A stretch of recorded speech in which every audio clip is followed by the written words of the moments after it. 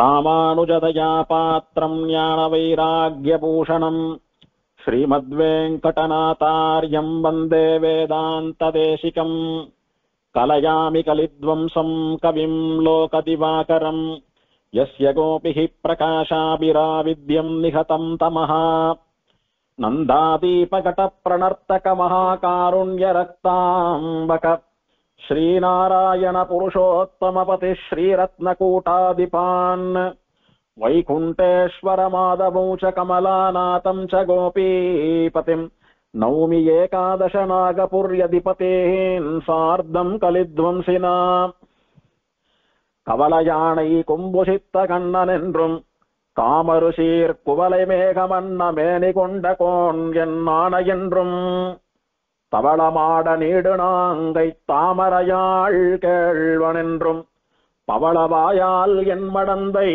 பார்த்தன் பள்ளி பாடுவாலே. 108 திவ்யதேசங்கள்ல சோழ நாட்டு திருப்பதிகள்ல திருநாங்கூர் திருப்பதிகள் 11 கடைசி திவ்ய தேசம் இந்த திருப்பார்த்தன் பள்ளி என்கிற ஆச்சரியமான உத்தமமான திவ்ய தேசம். இப்போ ஜனங்களும் கூட பேச்சு வழக்கிலும் கூட பார்த்தன் பள்ளி அப்படின்னு தான் இந்த ஊரை சொல்றா. பார்த்தன் பள்ளின்னு சொன்னாலே தெரியும். இது நாங்கூர் கிராமத்திற்கு தென்கிழக்கு திசையிலே ஒரு 3-3.5 கிலோமீட்டர்ல இருக்கக்கூடியதான திவ்ய தேசம். ரொம்ப அழகான ரம்யமான கிராமிய சூழல்ல ஏகாந்தமா இருக்கக்கூடிய இடம். இதுக்கு முன்னால பார்த்த திவ்ய தேசங்கள் எல்லாம் ஒன்னு பக்கத்துல ஒண்ணுன்னு இருந்துட்டு இருக்கும். சில திவ்ய தேசங்கள் தனித்து இருந்தாலும் கூட சுத்தி சின்ன சின்ன குடிசைகள், ஜனங்கள்லாம் வசிக்கக்கூடிய இல்லங்கள் அதெல்லாம் இருக்கும். நிஜமாவே வனம்னா வனம்தான் சொல்லுகிறபடிக்கு சுத்தி ஒண்ணுமே இருக்காது. ஒரு 1 கிலோமீட்டர் 1.5 கிலோமீட்டர் ரேடியஸ்க்கு ஒண்ணுமே இருக்காது. அப்படி தனிமையா பெருமாள் மட்டும் இருக்கக்கூடியதான ஆச்சரியமான திவ்ய தேசம் இது. அவ்வளவு அழகான பார்த்தன் பள்ளின்னு சொல்லக்கூடிய இந்த திவ்ய தேசம் தோப்பு, காடு, வயல், குளம் இதெல்லாம் சூழ இயற்கையான காட்சியிலே ரம்யமாக அமைந்திருக்கக்கூடியதான திவ்ய தேசம். திருநாங்கூருக்கு பலாசவன கஷேத்திரம் அப்படின்னு புராணத்திலே பெயர்னு பார்த்தோம். அந்த பலாசவன கஷேத்திரத்திலே அமைந்திருக்கக்கூடிய எம்பெருமான் எழுந்தருளி இருக்கக்கூடிய விஷ்ணு ஸ்தலங்கள், பெருமாள் எழுந்தருளி இருக்கக்கூடியதான ஸ்தலங்கள், திவ்ய சூரிகளான ஆழ்வார்களாலே மங்களாசாசனம் பண்ணப்பட்டபடியினாலே திவ்ய தேசங்கள் என்று வழங்கப்பட்ட ஸ்தலங்கள் 11. அதுல இந்த ஊர் கடைசி. ஆகையினாலே இந்த ஊரோடு பலாசவன கஷேத்திரம்னு சொல்லக்கூடிய வனம் முடிவடைகிறது. தமிழிலே புரசங்காடுன்னு சொல்லக்கூடிய பகுதி இதோட முடிகிறது. 11 எம்பெருமான்கள் வந்தா, ஏகாதச ருத்ரன்னு சொல்லக்கூடிய 11 ருத்ரர்களை அனுகிரகம் பண்ணுவதற்காக. அதிலே இந்த திருப்பார்த்தன் பள்ளி எம்பெருமான் யாரு அப்படின்னா, வடக்கே குருக்ஷேத்திரத்திலிருந்து வந்த பெருமாள். குருக்ஷேத்திரத்திலே மகாபாரத யுத்த களத்திலே தேர் தட்டிலே பார்த்தன்னு சொல்லக்கூடிய அர்ஜுனனுக்கு கீதோபதேசம் பண்ணின பெருமாள் தான் இங்கே பார்த்தன் பள்ளியிலே தாமரையால் கேள்வன் என்கிற பார்த்த சாரதியா வந்திருக்கான் அப்படின்னும், சமுத்திரக்கரையிலே இருப்பவனான நம்முடைய திருவல்லிக்கேணி பார்த்தசாதி பெருமாளே இங்கு வந்து சேவை சாதித்தான் அப்படின்னு 2 விதமா புராணம் சொல்றது. 2த்துக்கும் விரோதம் ஒண்ணுமில்லை. அவனும் பார்த்த சாரதி, இவனும் பார்த்த சாரதி. அவன் விபவாவதாரம்னு சொல்லக்கூடிய கிருஷ்ணாவதார காலத்திலே பார்த்தனுக்கு தேரை ஓட்டி சாரதியா இருந்து கீதையை உபதேசம் பண்ணின கீதாச்சாரியன். இவன் அர்ச்சாவதாரத்திலே சேவை சாதிக்கக்கூடிய பார்த்த சாரதி. 2 பேரும் ஒண்ணுதான். அதுல விரோதம் ஒண்ணும் பெருசா இல்லை. ஆனால் திருவல்லிக்கேணியில இருக்கிற பெருமாள் தான் இங்க வந்து சேவை சாதித்தார் அப்படின்னு பெரியவாளுடைய திருவுள்ளம். எதனாலே அப்படின்னா, குருக்ஷேத்திரத்துல தேர்தட்டுல இருந்த பெருமாள் அர்ஜுனன் தேர் மீது அமர்ந்திருக்க, அவனுக்கு முன்னாலே சாரதின்னு சொல்லக்கூடிய தேரை ஓட்டுபவர், தேரை செலுத்துபவர் இருக்கிற இருக்கையிலே நின்று கொண்டு குதிரைகளை இயக்கிக் கொண்டு கையிலே கோலை ஏந்தி கொண்டு பற்றலர் வீய கோல் கையில் கொண்டு பார்த்தன் தன் தேர் முன் நின்றவனாக, எதிரிகள் எல்லாம் மடிய வேண்டும் என்பதற்காக கையிலே கோலை வைத்துக் கொண்டு குதிரையை செலுத்துவது போல அர்ஜுனனின் புத்தியை செலுத்திக் கொண்டு கீதோபதேசம் பண்ணிக்கொண்டு நல்ல விதத்திலே குருக்ஷேத்திர யுத்தமானது முடிந்து அதர்மம் அழிந்து தர்மம் ஓங்க பண்ணின எம்பெருமான் கண்ணன். அவன்தான் பார்த்த சாரதி. அப்ப தேரை காணோமே, அர்ஜுனனை காணோமே, பெருமாள் கீழே நிக்கலையே, கையில சாட்டை இல்லையே, குதிரை இல்லையே அப்படின்னா, அதே பெயர்ல அதே எம்பெருமான் தானே திருவல்லிக்கேணியில அர்ச்சாவதாரமா குடும்ப சகிதனா குடும்ப சமேதனா எழுந்தருள் இருக்கிறான். அதனாலே அந்த எம்பெருமான் இங்க வந்து தாமரையால் கேள்வன் என்கிற பார்த்தசாரதியா சேவை சாதித்தான். ரெண்டு பார்த்தசாரதியிலே எந்த பார்த்தசாரதி இங்க வந்தான் அப்படின்னா திருவல்லிக்கேணி பார்த்தசாரதி வந்தான் அப்படின்றதுதான் நம்முடைய பூர்வாச்சாரியர்களுடைய திருவுள்ளமாக இருக்கிறது. திருவல்லிக்கேணியில எழுந்தருள் இருக்கக்கூடிய பெருமாள் இருக்கிறாரே, மூலவர் வெங்கடகிருஷ்ணன் என்கிற பார்த்தசாரதி, அவர் ரெண்டு திருக்கைகளோடு வீரம் ததும்பும் முகத்தோடு கூட மீச வைத்துக் கொண்டிருக்கிறார் பெருமாள். அந்த பெருமாளுக்கு ரெண்டு கை. பெருமாளுடைய முகத்திலே ஒரு வீரம், ஒரு காம்பீரியம் தெரிகிறது, ஒரு மிடுக்கு தெரிகிறது. மகாவீரனா சேவை சாதிக்கிறான் பெருமாள். துஷ்டர்கள் பார்த்தா ஒரு பயம் வருது. அடியவர்களான நாம பார்த்தோமானா எங்கும் மீச இல்லாம இருக்கிற பெருமாள் இங்க சாத்தின் இருக்காரு, இது ஒரு அழகா இருக்கே அப்படின்னு அனுபவிக்கிறதுக்கு ஆசையா இருக்கிறது பெருமாளை சேவித்தா. அப்படி வீரத்தை வெளிப்படுத்தக்கூடிய முகமாக எம்பெருமான் ரெண்டு கையோட அங்க சேவை சாதிக்கிறான் திருவல்லிக்கேணியிலே. அதே பார்த்தசாரதி இந்த திருப்பார்த்தன் பள்ளி என்கிற திவ்யதேசத்திலே 4 திருக்கரங்களோடு கூட சாந்தமான முகத்தோடு சேவை சாதிக்கிறான். அங்க 2 கை, இங்க 4 கை. அங்க வீரம், இங்க சாந்தம். பள்ளி அப்படின்ற வார்த்தைக்கு பல அர்த்தங்கள் உண்டு. பள்ளி அப்படின்னா ஸ்தலம், இடம், ஊர் அப்படின்னு ஒரு அர்த்தம். பாடம் படிக்கிற பள்ளிக்கூடம்னு ஒரு அர்த்தம். படுத்துக் கொள்வது அப்படின்னு ஒரு அர்த்தம். பல அர்த்தங்கள். இந்த ஊருக்கு பார்த்தன் பள்ளி என்கிற பெயர் எப்படி வந்தது அப்படின்னா, பார்த்தன்னு சொல்லக்கூடிய அர்ஜுனனுக்கு எம்பெருமான் சேவை சாதித்த இடம் இது. பார்த்தனுக்கு சேவை சாதித்த பள்ளி, பார்த்தனுக்கு சேவை சாதித்த ஸ்தலம், இடம், ஊர், அதனாலே பார்த்தன் பள்ளி. இன்னொன்னு, வருணன்னு சொல்லக்கூடிய தேவதை பெருமாளை பார்த்தசாரதி திருக்கோலத்திலே சேவிக்க வேணும் என்று தபஸ் பண்ணி அவனுக்கு பெருமாள் பார்த்தசாரதியா சேவை சாதித்த ஊர் இது. அதனாலும் பார்த்தனாக வந்த இடம், பார்த்தனாக வந்த பள்ளி, பார்த்த சாரதியாக வந்த பள்ளி பார்த்தன் பள்ளி அப்படின்றது ஒரு அர்த்தம். இன்னொன்னு, குருக்ஷேத்திர யுத்த காலத்திலே அர்ஜுனனுக்கு பெருமாள் அஞ்ஞானத்தை நீக்கும்படி ஞான உபதேசம் பண்ணினான். எங்கு நம்முடைய அஞ்ஞானம் போய் ஞானம் கிடைக்கிறது? நமக்கு நாம படிக்கக்கூடியதான பள்ளிக்கூடத்திலே கிடைக்கிறது. அப்படி குருக்ஷேத்திர யுத்தகலம் என்பது அர்ஜுனன் தன்னுடைய அஞ்ஞானத்தை நீக்கி கொண்டு ஞானத்தை சம்பாதித்து குழப்பம் போய் தெளிவை ஏற்படுத்தி கொண்ட ஒரு பள்ளிக்கூடம், ஸ்கூல். அதே அர்ஜுனன் தீர்த்த யாத்திரையா இங்க வந்த பொழுது இந்த எம்பெருமானை சேவிக்க வேண்டும் என்று வணங்கி பெருமாள் அவனுக்கு பார்த்த சாரதியா சேவை கொடுத்து அவனுக்கு அப்போது இருந்த அஞ்ஞானத்தை நீக்கி இங்கும் கூட பெருமாள் அவனுக்கு ஞான உபதேசம் பண்ணினான். அது ஸ்தலபுராணத்துல பார்க்க போறோம். அதனாலே பார்த்தன் பயின்ற பள்ளி, பார்த்தன் கற்றுக்கொண்ட பள்ளிக்கூடம், அதனாலும் பார்த்தன் பள்ளி. இப்படி 3 விதமான பெயராலே இந்த திவ்யதேசம் திருப்பார்த்தன் பள்ளி என்று ஆழ்வாராலே மங்களாசாசனம் பண்ணப்பட்ட திவ்யதேசம். இந்த திருநாங்கூர் திருப்பதிகள் 11 திருப்பதிகளும் சேர்ந்து ஒரு குடும்பம். நம்மாழ்வார் அவதார ஸ்தலத்தை சுத்தி இருக்கக்கூடிய நவ திருப்பதிகள் ஒரு குடும்பம், திருமங்கையாழ்வார் அவதார ஸ்தலத்தை சுத்தி இருக்கக்கூடிய திருநாங்கூர் திருப்பதிகள் ஒரு குடும்பம். அதை ஆழ்வார் நவ திருப்பதிகள் என்றும் இதை திருநாங்கூர் 11 திருப்பதிகள் என்றும் சொல்வது உண்டு. இந்த திருநாங்கூர் 11 திருப்பதிகள்ல நம்முடைய பூர்வாச்சாரியா எதை பார்த்தாலும் பெருமாள் சம்பந்தமா, நம்முடைய ஸ்ரீ வைஷ்ணவ சம்பிரதாயம் சம்பந்தமா தான் பார்க்கிறது வழக்கம். அவளுடைய பார்வையில எல்லாம் அப்படிதான் படும். 11 திவ்யதேசம் தான், 11 இடத்துலயும் பெருமாள் தான் இருக்கார். ஆழ்வார் பாடினார், மங்களாசாசனம் உண்டு, எல்லாமே திவ்யதேசம், பெருமாள், ஆழ்வார், திவ்யதேச பிரபந்தங்கள் தானே. அப்படின்னாலும் கூட இதிலேயே மனசை செலுத்தி இந்த பெருமாள்களிடத்திலேயே மோகித்து கிடந்து ஆழ்வாருடைய அருள் செயல்களையே அனுபவித்துக் கொண்டு இந்த ஸ்தல புராணங்களையே அனுபவித்துக் கொண்டு காலம் போக்கின நம்முடைய பூர்வாச்சாரியர்களான ஸ்ரீ வைஷ்ணவ சுவாமிகள் ஆச்சரியமா ஒரு அனுபவத்தை வெளியிடுறார்.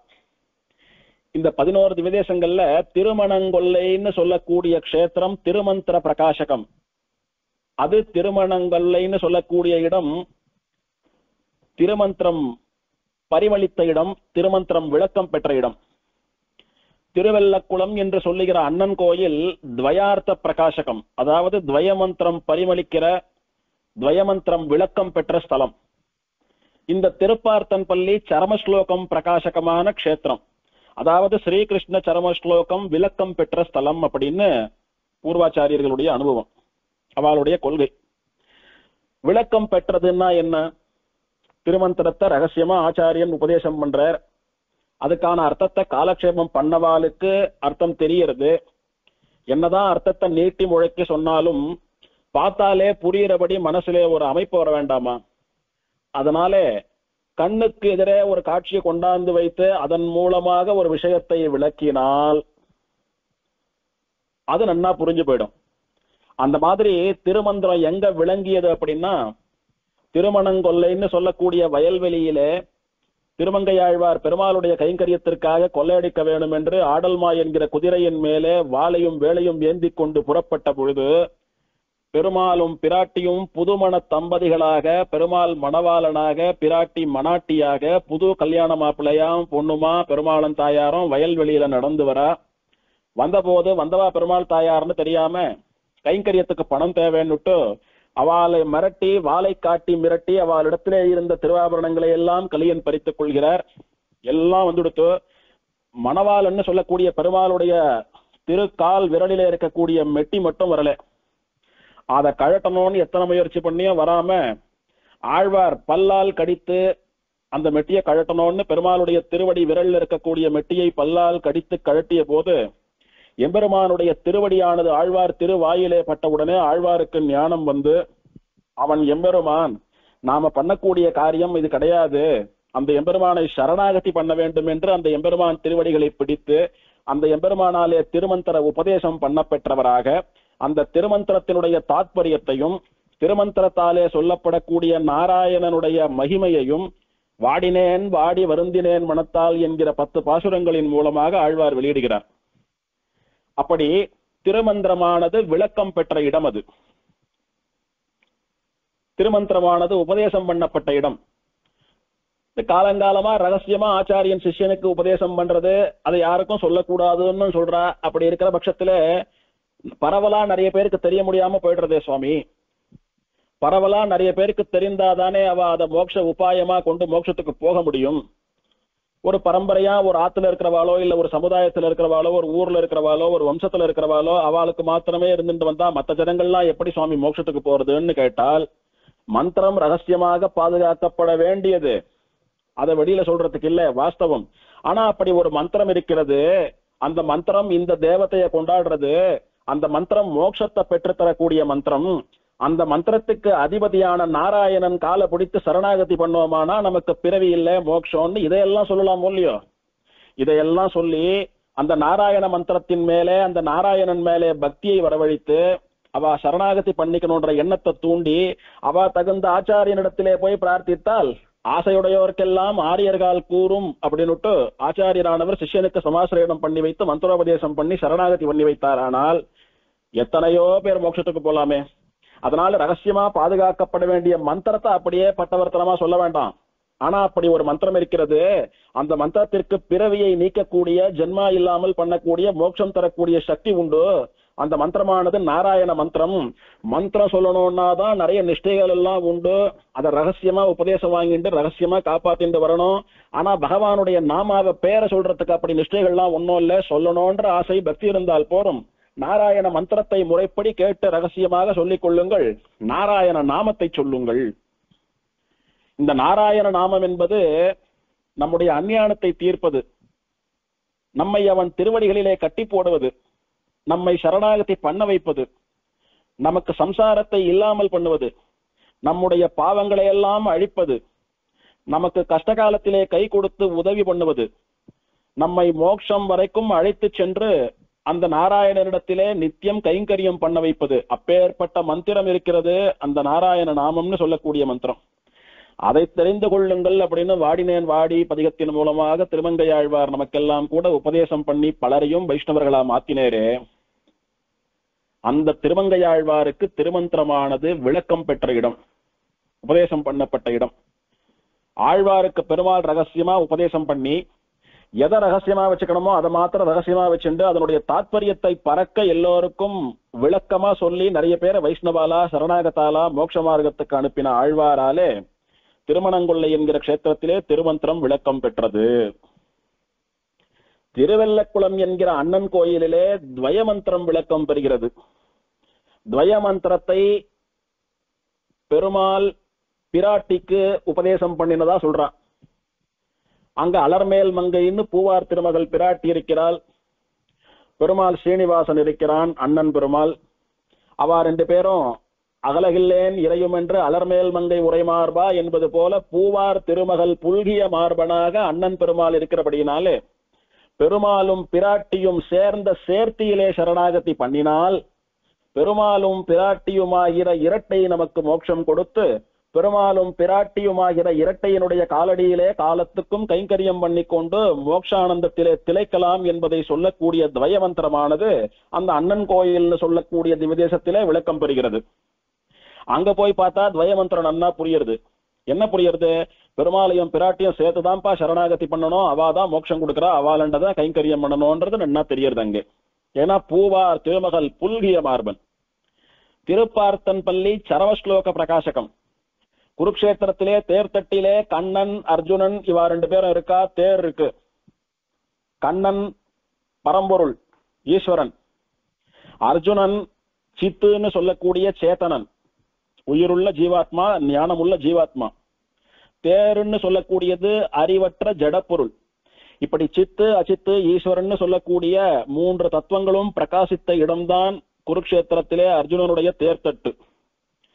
அந்த அர்ஜுனனும் இங்கே வந்து எம்பெருமானை சேவித்து கோயில் கொண்டிருக்கிறான்.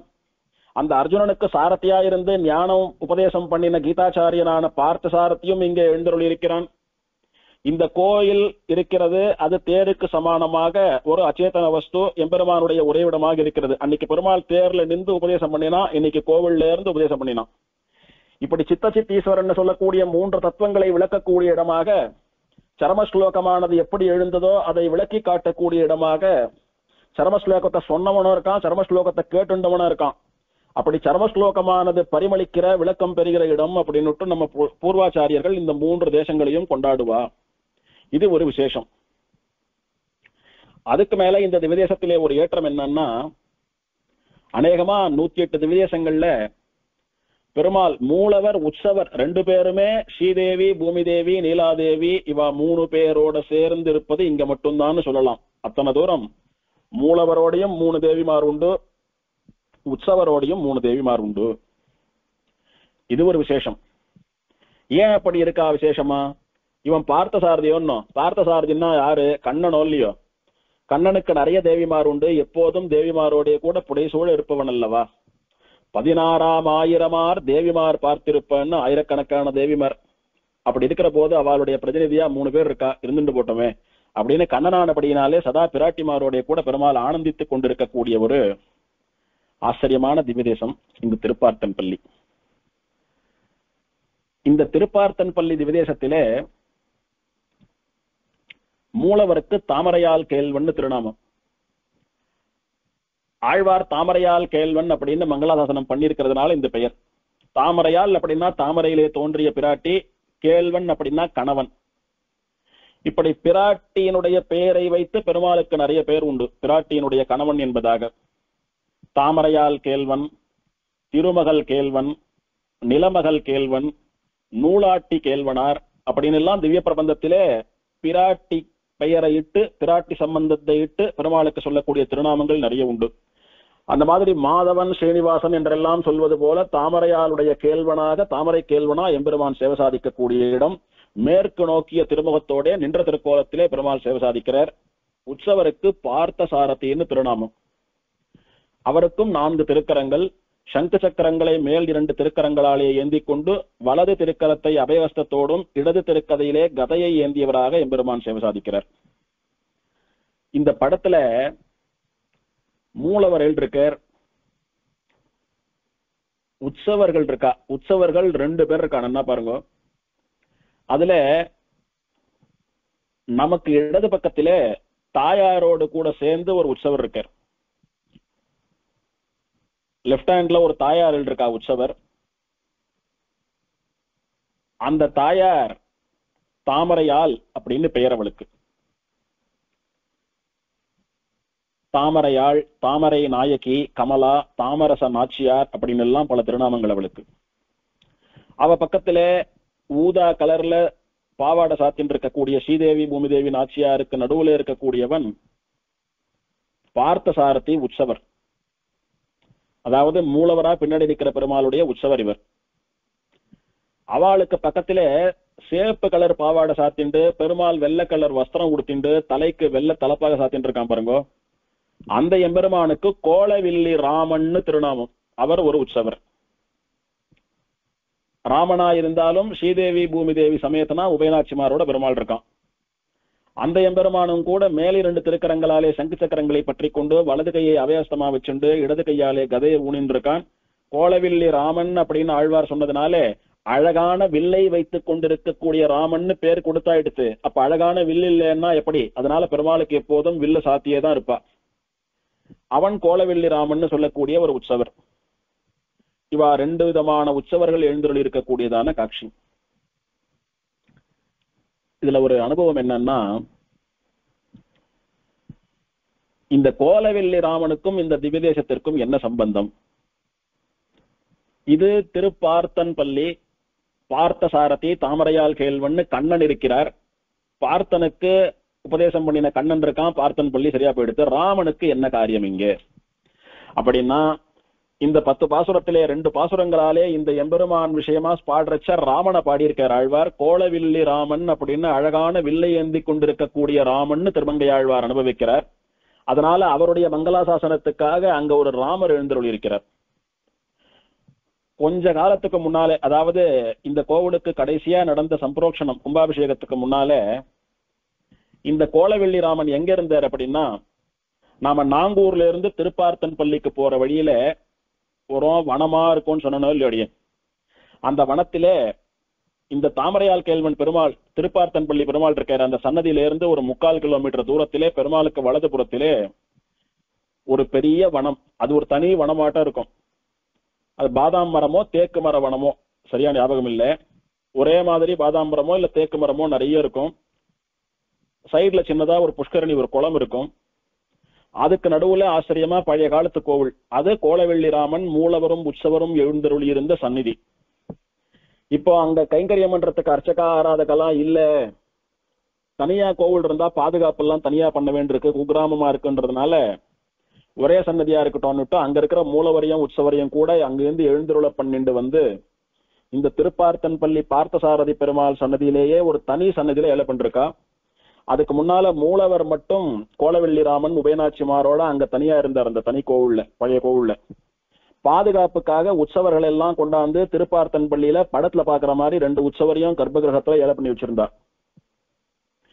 இப்போ சமீபத்துல நடந்த சம்பரோக்ஷணத்தின் போது மூலவரையும் உற்சவரையும் சேர்த்து இங்க ஏழை பண்ணிட்டா. அதனால பார்த்தன்பள்ளி பார்த்தசாரதியை சேவிக்கிறோம்னா சேவிக்கிறதுக்கு போறச்ச பெருமாளுக்கு முன்னாடி இருக்கக்கூடிய பெரிய ஹால்ல நமக்கு லெப்ட் ஹேண்ட் சைட்ல ஒரு சன்னதி இருக்கிறது. அந்த சன்னதி தான் கோலவெள்ளி ராமனுடைய சன்னதி. இருந்தாலும் கூட பார்த்தசாரதி கோலவெள்ளி ராமன் 2 பேரும் ஒரே சன்னதியிலே சேவை சாதிச்சுடுறா. அது ஒரு சௌகரியம் இல்லைன்னு இல்ல. நாம இந்த ஊர்ல சேவிக்க வேண்டியதுன்னா இந்த திருப்பார்த்தன்பள்ளி சன்னதி முழுக்க சேவிக்கணும். சன்னதிக்கு வாசல்ல சன்னதிக்கு இடதுபுறத்திலே போறச்ச நமக்கு வலதுபுறத்திலே புஷ்கரணி இருக்கிறது, தீர்த்தம். அந்த தீர்த்தத்தை சேவித்துக் கொள்ள வேணும். முடிஞ்சா ஸ்நானம் பண்றது, புரோக்ஷனம் பண்றது, ஏதானம் பண்ணிக்கிறது. அது போக கோலவெள்ளி ராமன் எழுந்தருள் இருந்த பழைய கோயில், அங்க இப்ப பெருமாள் இல்ல, ஆராதனை எல்லாம் நடக்கல. இருந்தாலும் நாம எப்படியும் ஆட்டோ கார் ஏதான வச்சுட்டு தான் போயானோம். அங்க பஸ் சௌகரியம் எல்லாம் கிடையாது.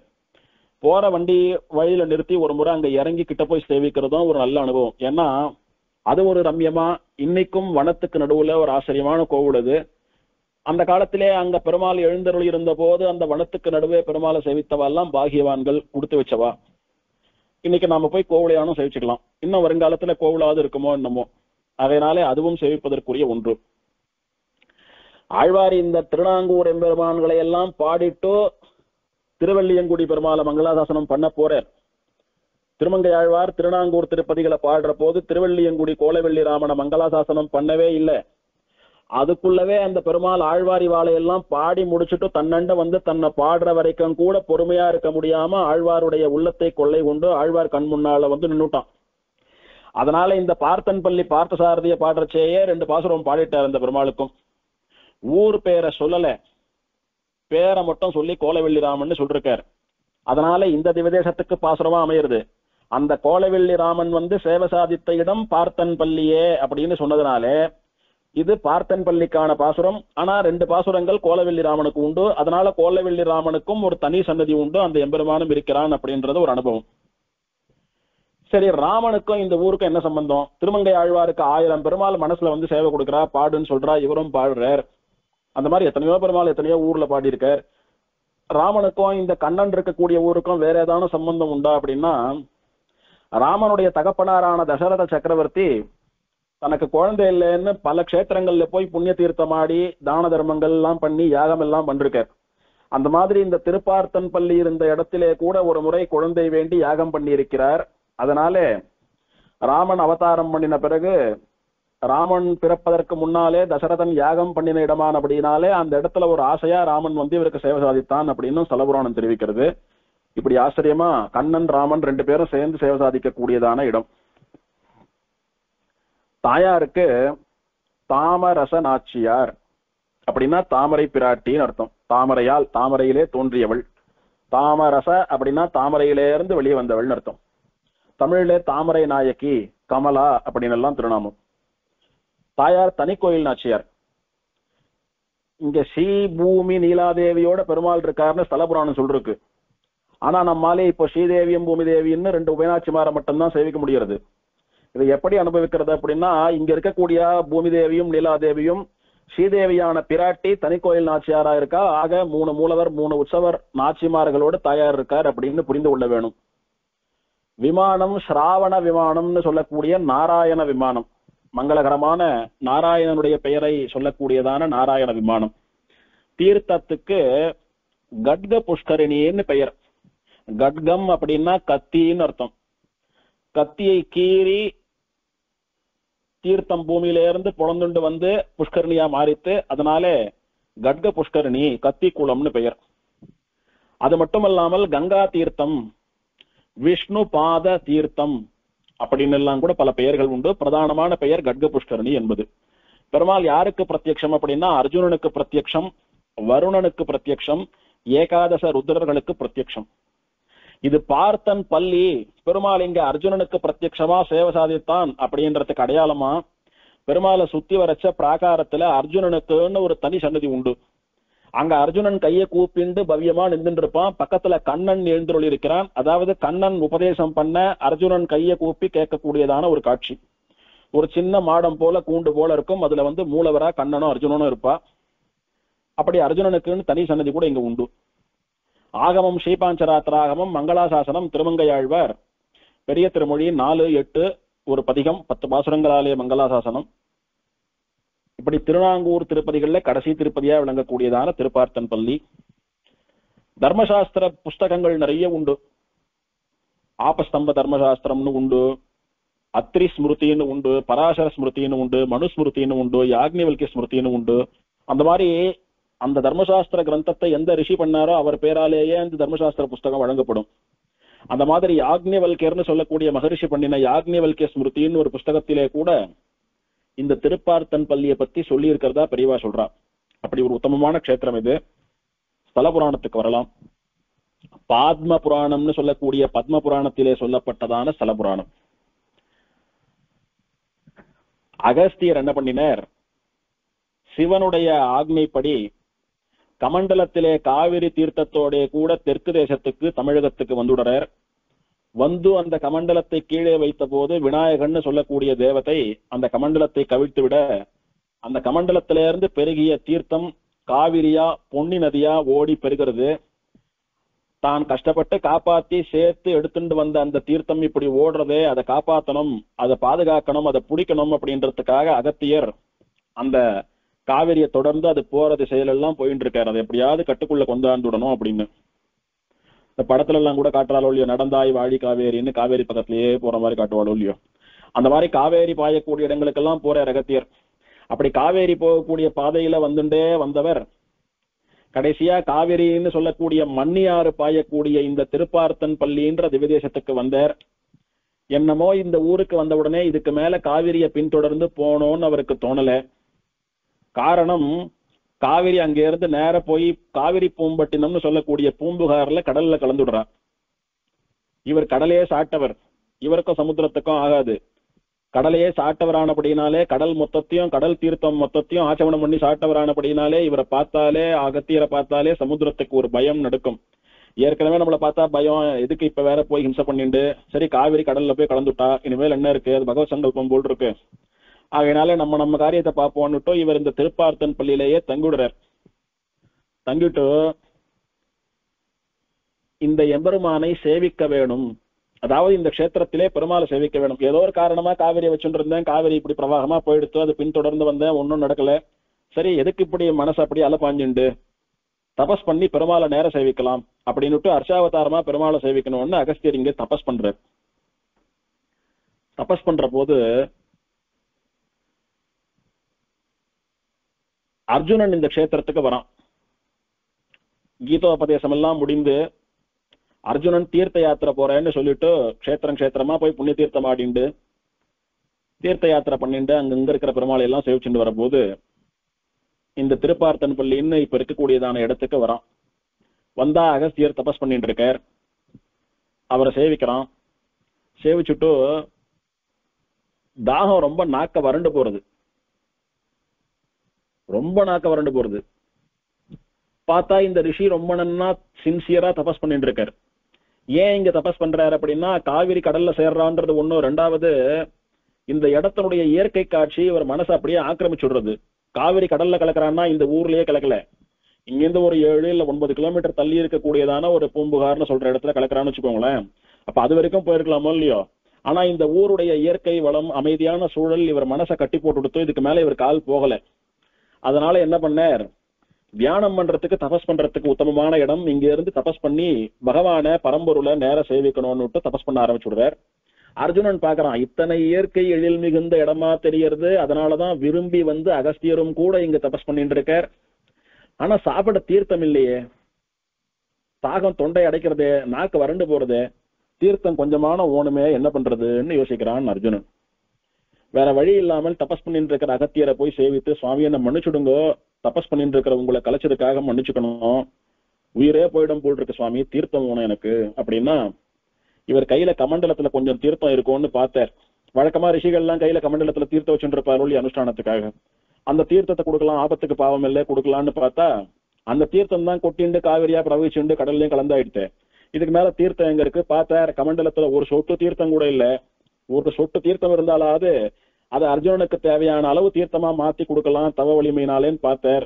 ஒரு சொட்டு கூட இல்ல, கமண்டலம் வறண்டு கொடுத்து பார்த்தார். என்னதான் கமண்டலம் கொட்டிண்டா கூட தலை கீழே கவிழ போறது, அப்படி சாட்சி வச்சா போல கொட்டிக்கும். அதுல இருந்து வந்த தீர்த்தம் காவிரியா பெருகி வந்தது, மீதி தீர்த்தம் இருக்கணுமோ இல்லையோ, அதுவும் வத்தி போயிடுத்துன்னா ஏதோ ஒரு விஷயம் இருக்க வேணும் இதுல அப்படின்னு யோசிக்க ஆரம்பிச்சுட்டார். அர்ஜுனனுக்கு தாகம் தொண்டையை போட்டு வரட்டுறது, தாகத்தினால ரொம்ப கஷ்டப்பட்டான். அகத்தியர் ஆராய்ச்சி பண்றார், கமண்டலத்துல இருந்த கொஞ்சம் தீர்த்தமும் வத்தி போறதுக்கு என்ன காரணம் அப்படின்னு அவர் வருத்தத்தோட ஆராய்ச்சி பண்ணி கொண்டிருக்கிற போது தன்னுடைய ஞான திருஷ்டியிலே தவ வலிமையிலே என்ன நடந்ததுன்னு பார்த்தா, பெருமாள் கண்ணனுடைய லீலை இதுன்னு தெரிஞ்சுக்கிறார். பெருமாள் கிருஷ்ணன் தான் வேணும்னே அந்த தீர்த்தத்தை கண்ணுக்கு தெரியாதபடி பண்ணி இருக்கிறான், கண்ணனுடைய லீலைன்னு புரிஞ்சுண்டு பகவத் காரியம் நாம் ஒன்னும் பண்றதுக்கு இல்லைன்னு பேசாம இருக்கார். இப்போ விஷயத்தை புரிஞ்சுண்டு இவரா யூகிச்சு அர்ஜுனனிடத்துல சொல்றார், அர்ஜுனா உனக்கு எப்போ எந்த உதவி வேணும்னாலும், உனக்கு எப்ப எந்த ஆபத்துனாலும், எந்த கஷ்டம் வந்தாலும் உன்னுடைய சகாவான, உன்னுடைய சுவாமியான, உன்னுடைய நண்பனான, ஆபத் பாந்தவனான கண்ணனை தானே நீ கூட்டிருக்கணும். தாகம் தொண்டை அடைக்கிறது, தாகம் தொண்டை அடைக்கிறது, பிராணன் போயிடும் போல் இருக்குது, எப்பா தீர்த்தம் குடடா கண்ணா அப்படின்னு ஒரு வார்த்தை கேட்டிருந்தா வந்து அவனே வாயில தீர்த்தம் குத்திருப்பானடா. அப்பேற்பட்ட எம்பெருமானை தோழனாக வைத்துக் கொண்டிருக்கக்கூடிய நீ சாதாரண மனுஷன் என்ன வந்து கேட்கிற பத்தியா, அந்த கண்ணனை தியானம் பண்றா அப்படின்னு சொன்ன உடனே அப்பதான் இவனுக்கு தலையில ஓங்கி அடிச்சது போல ஒரு உணர்ச்சி ஏற்பட்டது.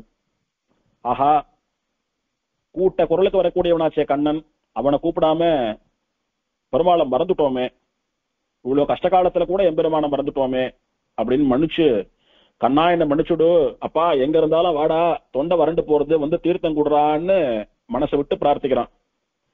அவன் எப்ப பிரார்த்திப்பான்னு காத்துட்டு இருந்த கண்ணன் ஒரு க்ஷணத்துல வந்து அங்க சேவை சாதித்தான். அப்படி பார்த்தன்னு சொல்லக்கூடிய அர்ஜுனனுக்கு சேவை சாதித்த ஸ்தலம், அதனாலே பார்த்தன் பள்ளி. வந்தான். எதுக்காக என்ன கூட்ட? அப்பா உனக்கு தெரியாது இல்லடா, தொண்டை வறண்டு போறது, தீர்த்தம் வேணும், தீர்த்தம் கொடுறா அப்படின்னு கேட்டா, பெருமாள் இடுப்புல ஒரு கத்தியை சொருகின்றான். அந்த கத்தியை எடுத்து பார்த்தன்னு சொல்லக்கூடிய அர்ஜுனனிடத்திலே கொடுத்து பூமியை கீறா, தீர்த்தம் வரும்னு சொன்னா, அர்ஜுனன் கத்தியை கொண்டு பூமியை கீறினா, அதுல இருந்து ஆச்சரியமா கங்கா தீர்த்தம் பிரவகித்து வந்தது. கட்கம்னு கத்திக்கு பெயர். பெருமாளுடைய கட்கமான கத்தியை கொண்டு கீறி வந்த தீர்த்தமானபடியினாலே அந்த தீர்த்தம் வந்து ஒரு புஷ்கரணியா குளமா தேங்கி நின்னுத்து. ஆகையினாலே கட்க புஷ்கரணி, கத்தி குளம்னு பெயர் அதற்கு. அது கங்கா தீர்த்தம்னு பெருமாள் தன் வாயால சொன்ன. ஆச்சரியமான கங்கா தீர்த்தத்தை சாப்பிட்டு தாகம் தீர்த்துக்கோ, நீ கேட்டது வெறும் தீர்த்தம், நான் உனக்கு கொடுக்கறது கங்கா தீர்த்தம். அப்படின்னா உன்னுடைய தாகத்தையும் போக்கும், உன்னுடைய பாபத்தையும் போக்கும், உன் வேட்கையை தணிக்கும், உன்னுடைய சம்சாரம்னு சொல்லக்கூடிய பிறவியையும் தணிக்கக்கூடிய ஏற்றம் மிகுந்த என்னுடைய ஸ்ரீபாத தீர்த்தண்டாது அப்படின்னு. நான் இருக்க நீ ஏன் வெளியில போய் தேடுற, என்ன கூட்டா வரமாட்டேனான்னுட்டு புத்தி பிரதானம் பண்றான் அர்ஜுனனுக்கு பெருமாள். இப்படி பார்த்த சாரதியா வந்து அனுகிரகம் பண்ணினதுனாலே பார்த்த சாரதின்னு திருநாமம் வந்து எம்பெருமானுக்கு. இப்ப கங்கா தீர்த்தத்தை அர்ஜுனன் சாப்பிட்டு தாகம் தனிய பெற்று அதிலே தீர்த்தமாடி தன்னுடைய பாவங்களை எல்லாம் போக்கிக் கொண்டு நல்ல ஞானத்தோட எம்பெருமானுடைய திருவடியிலே அவனை சேவித்துக் கொண்டிருக்கிறான் அப்படின்னு ஸ்தலபுராணம். பெருமாள் இது கங்கா தீர்த்தம்னு சொன்னபடியினாலே கங்கா சரஸ்ன்னு பெயர். கங்கை விஷ்ணுபாத தீர்த்தமானபடியினாலே எம்பெருமானுடைய ஸ்ரீபாத தீர்த்தமானபடியினாலே விஷ்ணுபாத தீர்த்தம்னு ஒரு பெயர் உண்டு இதற்கு. ஆனா பிரதானமா சொல்லப்படுவது கட்க புஷ்கரணி. அந்த கட்கமும் கூட இன்னைக்கும் பெருமாளுடைய இடுப்பிலே சேவை சாதிக்கிறது கத்தி. அந்த கத்தியோடு கூட பெருமாளை சேவிக்கலாம் இன்னைக்கும். இதெல்லாம் இந்த தீர்த்தத்தினுடைய, இந்த கஷேத்திரத்தினுடைய ஏற்றம். இதனாலதான் பார்த்தனுக்காக ஏற்பட்ட பள்ளி, பார்த்தனுக்கு எம்பெருமான் சேவை சாதித்த ஸ்தலம், பார்த்தனுக்கு இறங்கி வந்து தோன்றி அனுகிரகம் பண்ணின ஸ்தலம். அதனால பார்த்தன் பள்ளின்னு ஆழ்வார் 10 பாட்டிலையும் பார்த்தன் பள்ளி பார்த்தன் பள்ளின்னு மங்களாதாசனம் பாடுறார். அது மட்டும் அல்லாமல் அர்ஜுனனுக்கு தாகம் தீர்ந்து போயிடுத்து. தன்னுடைய ஸ்ரீபாத தீர்த்தத்திலே தீர்த்தமாடி உன்னுடைய பாவத்தையும் நீக்கிக் கொள்ளு பெருமாள் சொன்னதுனால தீர்த்தமாடி பாவத்தையும் நீக்கின்றான். இன்னும் கூட மனசுல ஏதோ ஒரு கவலை தோய்ந்த முகத்தோடு அர்ஜுனன் இருக்கான். பெருமாள் பார்த்தான். ஏண்டா பார்த்தா இப்படி இருக்க அப்படின்னா, சுவாமி என்ன மன்னிச்சுடு, அன்னைக்கு நான் யுத்தம்ன்ற பெயர்ல என்னுடைய உறவினர்கள் நண்பர்களை எல்லாம் கொல்ல வேண்டியதா போயிடுத்து. நீ ஒரு சத்திரியன், யுத்தம் பண்ண வேண்டியது உன்னுடைய தர்மம். யுத்தம் பண்ணி அதர்மத்தை அழித்து தர்மத்தை நிலைநாட்டுவதுதான் உன்னுடைய வர்ணத்துக்கான தர்மம். சத்திரியனா நீ அதை பண்ணணும். அதனால உனக்கு ஒரு தப்பு ஒரு பாவமும் இல்ல, நீ கலங்காதேன்னுட்டு என்னுடைய மோகத்தை தீர்ப்பதற்காக நீ பகவத்கீதை சொன்ன. நானும் முதல்ல உறவினர்களை நண்பர்களை எல்லாம் கொல்ல மாட்டேன்னுட்டு கையில இருந்த தனுஷ வில்ல கீழே போட்டவன் உன்னுடைய ஞான உபதேசமான பகவத்கீதையை கேட்டா விட்டு புத்தி வந்து அன்னைக்கு மோகம் தெளிய பெற்று கையில வில்ல எடுத்துட்டு சண்டை போட்டேன். குருக்ஷேத்திர யுத்தம் முடிஞ்சு போயிடுச்சு. நீ சொல்லி பண்ண என்னுடைய கடமையை ஆத்திட்டேன். ஆனாலும் எனக்கு அஜ்ஞானம்டாப்பா. நீ பகவான், அறிவினால் குறைவில்லா நிறைஞானத்து ஒரு மூர்த்தி, ஞானமே வடிவானவன். உனக்கு ஞானத்திலே ஒரு குறை உண்டோ? என்னதான் ஞானத்தின் வடிவாக இருக்கக்கூடிய ஹயக்ரீவனா இருக்கக்கூடிய நீயே வந்து சொன்னாலும் கூட கேட்கிற எனக்கு கெப்பாசிட்டி இருக்கணும் இல்லையோ? அதனால எனக்கு சாதாரணமான அல்ப புத்தி தான், நான் அஞ்ஞானி தான். இன்னும் கூட இன்னும் சரணாகதி பண்ணலையோன்னு ஊரா நான் தீர்த்த யாத்திரன்னா போயிட்டு இருக்கேன். அதனால லேசா மனசுல எனக்கு அந்த குறை இருந்துட்டே இருக்கு. நண்பர்களை உறவினர்கள் எல்லாம் கொண்டுட்டோமே அப்படின்ற குறை இருந்துட்டு இருக்கு. அதெல்லாம் தீர வேணும், அதுக்குதான் நான் வருத்தமா இருக்கேன் அப்படின்னு சொன்னா, ஓஹோ அன்னைக்கு அத்தனை சொல்லியும் கூட இவனுக்கு தெளிவு ஏற்படவில்லை. அன்னைக்கு என்னமோ என்னுடைய மோகம் தீர்ந்து விட்டது, நான் வில்ல எடுத்துட்டு சண்டை போடுறேன்னு போட்டான், திரும்ப மோகம் இருக்குன்னு சொல்றானேன்னுட்டு இனிமேல் அவனுக்கு கலக்கமே வராதபடிக்கு அந்த இடத்திலே எம்பெருமான் அவனுக்கு அஞ்ஞானத்தை நீக்கு ஞானத்தை உபதேசம் பண்ணி அவனுக்கு பள்ளிக்கூடம் போல ஞானத்தை ஊட்டினான் பெருமாள். அதனாலே பார்த்தன் பாடம் பயின்ற பள்ளியானபடியினாலே பார்த்தன் பள்ளி திருப்பார்த்தன் பள்ளின்றதும் ஒரு அர்த்தம். இது ஒண்ணும். மழை கடவுளான வருணன் இருக்கிறானே, அவன் பெருமாளை பார்த்த சாரதியா சேவிக்கணும்னு ஆசைப்பட்டு தபஸ் பண்ணினான். அவனுடைய தபஸுக்கு மகிழ்ந்து பெருமாள் வருணனுக்கு பார்த்த சாரதியா சேவை கொடுத்தார். இது ஒரு ஸ்தல புராணம். இப்படி அகஸ்தியர், வருணன், கௌதம மகரிஷி, பரத்வாஜ மகரிஷி இவெல்லாம் கூட பெருமாளை பார்த்த சாரதியா சேவித்து தபஸ் பண்ணி பார்த்த சாரதியா சேவிக்கணும்னு தபஸ் பண்ணி சேவித்த சேத்திரம் இது. அதனால இது பார்த்த சாரதியினுடைய ஸ்தலம். அப்படி என்ன இவாளுக்கெல்லாம் பார்த்த சாரதியை சேவிக்கணும்னு ஆசை அப்படின்னா, பார்த்த சாரதின்ற கண்ணன் தானே கீதாச்சாரியன். யாரா இருந்தாலும் ஆச்சாரிய சம்பந்தம் வேணும்னு நினைப்பாளோ இல்லையோ. ஆச்சாரிய சம்பந்தம் எதுக்கு வேணும்? பெருமாளுடைய சம்பந்தம் ஏற்பட வேண்டுமானால், பெருமாளுடைய திருவடி கிடைக்க வேண்டுமானால் ஆச்சாரிய சம்பந்தம் வேணும். அந்த பெருமாளே ஆச்சாரியனா வரான்னு சொல்றச்ச, பீதகவாடை பிரானார் பிரமகுருவாகி வந்துன்னு சொல்றச்ச, பெருமாளும் ஆச்சாரியனமாக இருக்கக்கூடிய கண்ணனுடைய சேவை யாருக்குத்தான் இனிக்காது, ரசிக்காது, ருசிக்காது? அதனால பெருமாளை பார்த்த சாரதியா சேவிக்கணும்னு பல பேர் ஆசைப்பட்டா. அதுல மகான்களான கௌதமர் என்ன, பரத்வாஜர் என்ன, அகஸ்தியர் என்ன, இந்த ரிஷிகளும் அடக்கம் வருணன்னு சொல்லக்கூடிய தேவனும் பார்த்த சாரதியா பெருமாளை சேவித்தான். இப்படி எல்லோருடைய மனக்குறையையும் நீக்கி அவளுக்கெல்லாம் ஞானத்தை தரக்கூடிய ஆச்சாரியனாக பார்த்த சாரதியாக எம்பெருமான் சேவை சாதிக்கக்கூடிய அற்புதமான திவ்ய தேசம் இது. உற்சவம்னு பார்த்தா தை மாசம் புஷ்யம்னு சொல்லக்கூடிய பூச நட்சத்திரத்தன்று எம்பெருமானுக்கு தீர்த்தவாரி நடக்கிறது. அன்னைக்குதான் இந்த எம்பெருமான் பார்த்தனுக்காக அங்க எழுந்தருளி சேவை சாதித்தால். குரு புஷ்யம்னு சொல்லக்கூடிய தை புஷ்யத்தன்னைக்கு தீர்த்தவாரி வழியும்படியா பிரம்மோற்சவம். அது போக தை அமாவாசை அன்னைக்கு இந்த எம்பெருமானுடைய நித்தியோத்சவ மூர்த்தின்னு சொல்லக்கூடிய செல்வர், அதாவது குழந்தை போல சின்னதா இருக்கக்கூடிய போகமூர்த்தி. இந்த படத்துல பாத்தீங்களான்னா கோலவில்லி ராமன் உற்சவருக்கும் ஸ்ரீதேவி நாச்சியாருக்கும் இடையிலே கோல்டு கலர்ல சின்னதா ஒரு பட்ட சாத்தின் இருக்கக்கூடிய குழந்தை பெருமாள், அவர் தான் நித்தியோத்சவர் செல்வர்னு சொல்லக்கூடிய போகமூர்த்தி. அந்த எம்பெருமானும் சக்கரத்தாழ்வாரும் எழுந்தருளி தீர்த்தவாரி உற்சவம் நடக்கிறது தை அமாவாசைக்கு. தை புஷ்யத்துக்கு நடக்கிற தீர்த்தவாரி பிரம்மோற்சவ தீர்த்தவாரி. அது இல்லாமல் தை அமாவாசை அன்னைக்கும் ஒரு தீர்த்தவாரி உண்டு. அது போக ஆடி அமாவாசை அன்னைக்கு பக்கத்துல இருக்கக்கூடிய காவிரி பூம்பட்டினம்னு சொல்லக்கூடிய பூம்புகார்ல காவிரியும் சமுத்திரமும் சேரக்கூடிய சங்கமம், காவிரி கடல்ல கலக்கக்கூடிய இடத்திலே எம்பெருமான் இதே செல்வரும் சக்கரத்தாழ்வாரும் எழுந்தருளி தீர்த்தவாரி ஆறுது. அப்படின்னு 3 உற்சவங்கள், முக்கியமான உற்சவங்கள் இந்த கஷேத்திரத்திலே. இப்போ ஆழ்வார் அனுபவத்தை பார்க்கலாம். திருமங்கை ஆழ்வார் மட்டும் 10 பாசுரங்களாலே மங்களாசாசனம் பண்ணியிருக்கிறார். முதலாழ்வாரான பொய்கை ஆழ்வார் முதல் திருவந்தாதியிலே திருப்பார்த்தன் பள்ளின்னு இந்த ஊர் பேரை சொல்லலைன்னாலும் தாமரையால் கேள்வன்னு இந்த எம்பெருமான் திருநாமத்தை சொன்னபடியினாலே, பொதுவா தாமரையால் அப்படின்னா தாமரையிலிருந்து தோன்றிய பிராட்டி அவளுடைய கணவனான பெருமாள்னு பொதுவா பெருமாளை குறிக்கிற சொல்லாக இருந்தாலும், இங்க தாமரையால் கேள்வன் என்பதே பெருமாளுடைய பேரா இருக்கிறபடினாலே இவரை கூட பாடியிருக்கலாம்னு ஒரு அனுபவம். அந்த அனுபவத்தினாலே பொய்கை ஆழ்வார் இந்த எம்பெருமானை மங்களாதாசனம் பண்ணியிருக்கலாம்னு ஒரு அபிப்பிராயம், ஒரு அனுமானம். அதனால அந்த பாசுரத்தையும் கூட சில பெரியவர்கள் இந்த எம்பெருமான் விஷயமா அனுசந்தானம் பண்றா. ஆனா அதுல திருப்பார்த்தன் பள்ளின்னு பேர் இல்லை. பெயரும் கருங்கடலே நோக்குமாறு உன் பூ உயரும் கதிரவனே நோக்கும் உயிரும் தருமணையே நோக்கும் உன் தாமரையால் கேள்வன் ஒருவனையே நோக்கும் உணர்வு அப்படின்னு தாமரையால் கேள்வன் பெருமாளுடைய திருநாமத்தை சொன்னதுக்காக இது அபிமான பாசுரமாக இந்த கஷேத்திரத்திலே கருதப்படுகிறது. திருமங்கையாழ்வார் தான் பரகால நாயகியாக மாறி இந்த எம்பெருமானிடத்திலே காதல் தூது விடுபவளாக நாயகியா நாயிகா பாவத்துல பாடுறா. அத தானே பாடாமல் இந்த பெண்ணுடைய தாயார் பாடுவது போல பாடுகிறாள். பரகால நாயகி திருமங்கையாழ்வார் பரகால நாயகியா மாறிவிட்டார். அந்த பரகால நாயகியினுடைய அம்மா அவள் தன் பெண்ணுடைய நிலைமையை கண்டு புலம்புவதாக பாசுரம். ஏன் புலம்புறா? ஒரு பொண்ணை பெத்தோம், தகுந்த வயசு வரும்போது ஒரு நல்ல பையனா பார்த்து கல்யாணம் பண்ணி கொடுத்துட்டு அவ நன்னா வாழறத பார்த்துட்டு நாம கண்ணை மூடலாம் அப்படின்னுட்டு தான் பொதுவா எல்லா தாயாரும் நினைப்பா. ஆனா இந்த பெண் பண்ணிண்டா பெருமாளை தான் பண்ணிப்பேன் நிக்கிறா. பெருமாளுக்கு ஏற்கனவே கல்யாணம் வேற ஆயிடுத்து, தாயார் கூடவே மார்புல இருந்துட்டு இருக்கா. அவனை போய் பண்ணிக்கணும்ன்றாலே இதெல்லாம் நடக்கக்கூடிய காரியமான்னுட்டு இந்த லோகத்துல இருக்கக்கூடிய சாதாரண மனிதர்கள் நினைப்பது போல அந்த தாயார் தன்னுடைய பெண்ணை நினைத்து வருந்துகிறாள். அதுவும் இல்லாம என்னமா உன் பொண்ணு பெருமாள் பெருமாள்ன்றா, பெருமாளாவது வந்து கல்யாணம் பண்ணிக்கிறதாதுன்னு பாக்குறவாள் எல்லாம் இந்த பொண்ணை பரியாசம் பண்ணிட்டு இருக்கா. வேற இப்படி எல்லோரும் கண்டு ஊரார் எல்லாம் எள்ளி நகையாடும்படி சிரிக்கும்படி என்னுடைய பெண்ணின் நிலைமை ஆகிவிட்டதே, பைத்தியம் போல என்னுடைய பெண் பெருமாள் பெருமாள்னு சொல்றாளே, நான் என்ன பண்ணுவேன்னு புலம்பக்கூடிய பாசுரம். இந்த பரகால நாயகின்னு சொல்லக்கூடிய பெண்ணுக்கு இருக்கக்கூடிய ஞானம் அவள் தாயாருக்கு இல்லையோன்னு இருந்தா அப்படி புலம்புவாளோ? அது இல்லாததுனாலே சாமான்யமான பெண் சாமான்யமான தாயானபடியினாலே புலம்பரா. அப்படி புலம்பக்கூடிய ரீதியிலே அமைந்த பாசுரம் இது. யானையின் கொம்பை முறித்த கண்ணன் இந்த எம்பெருமான்.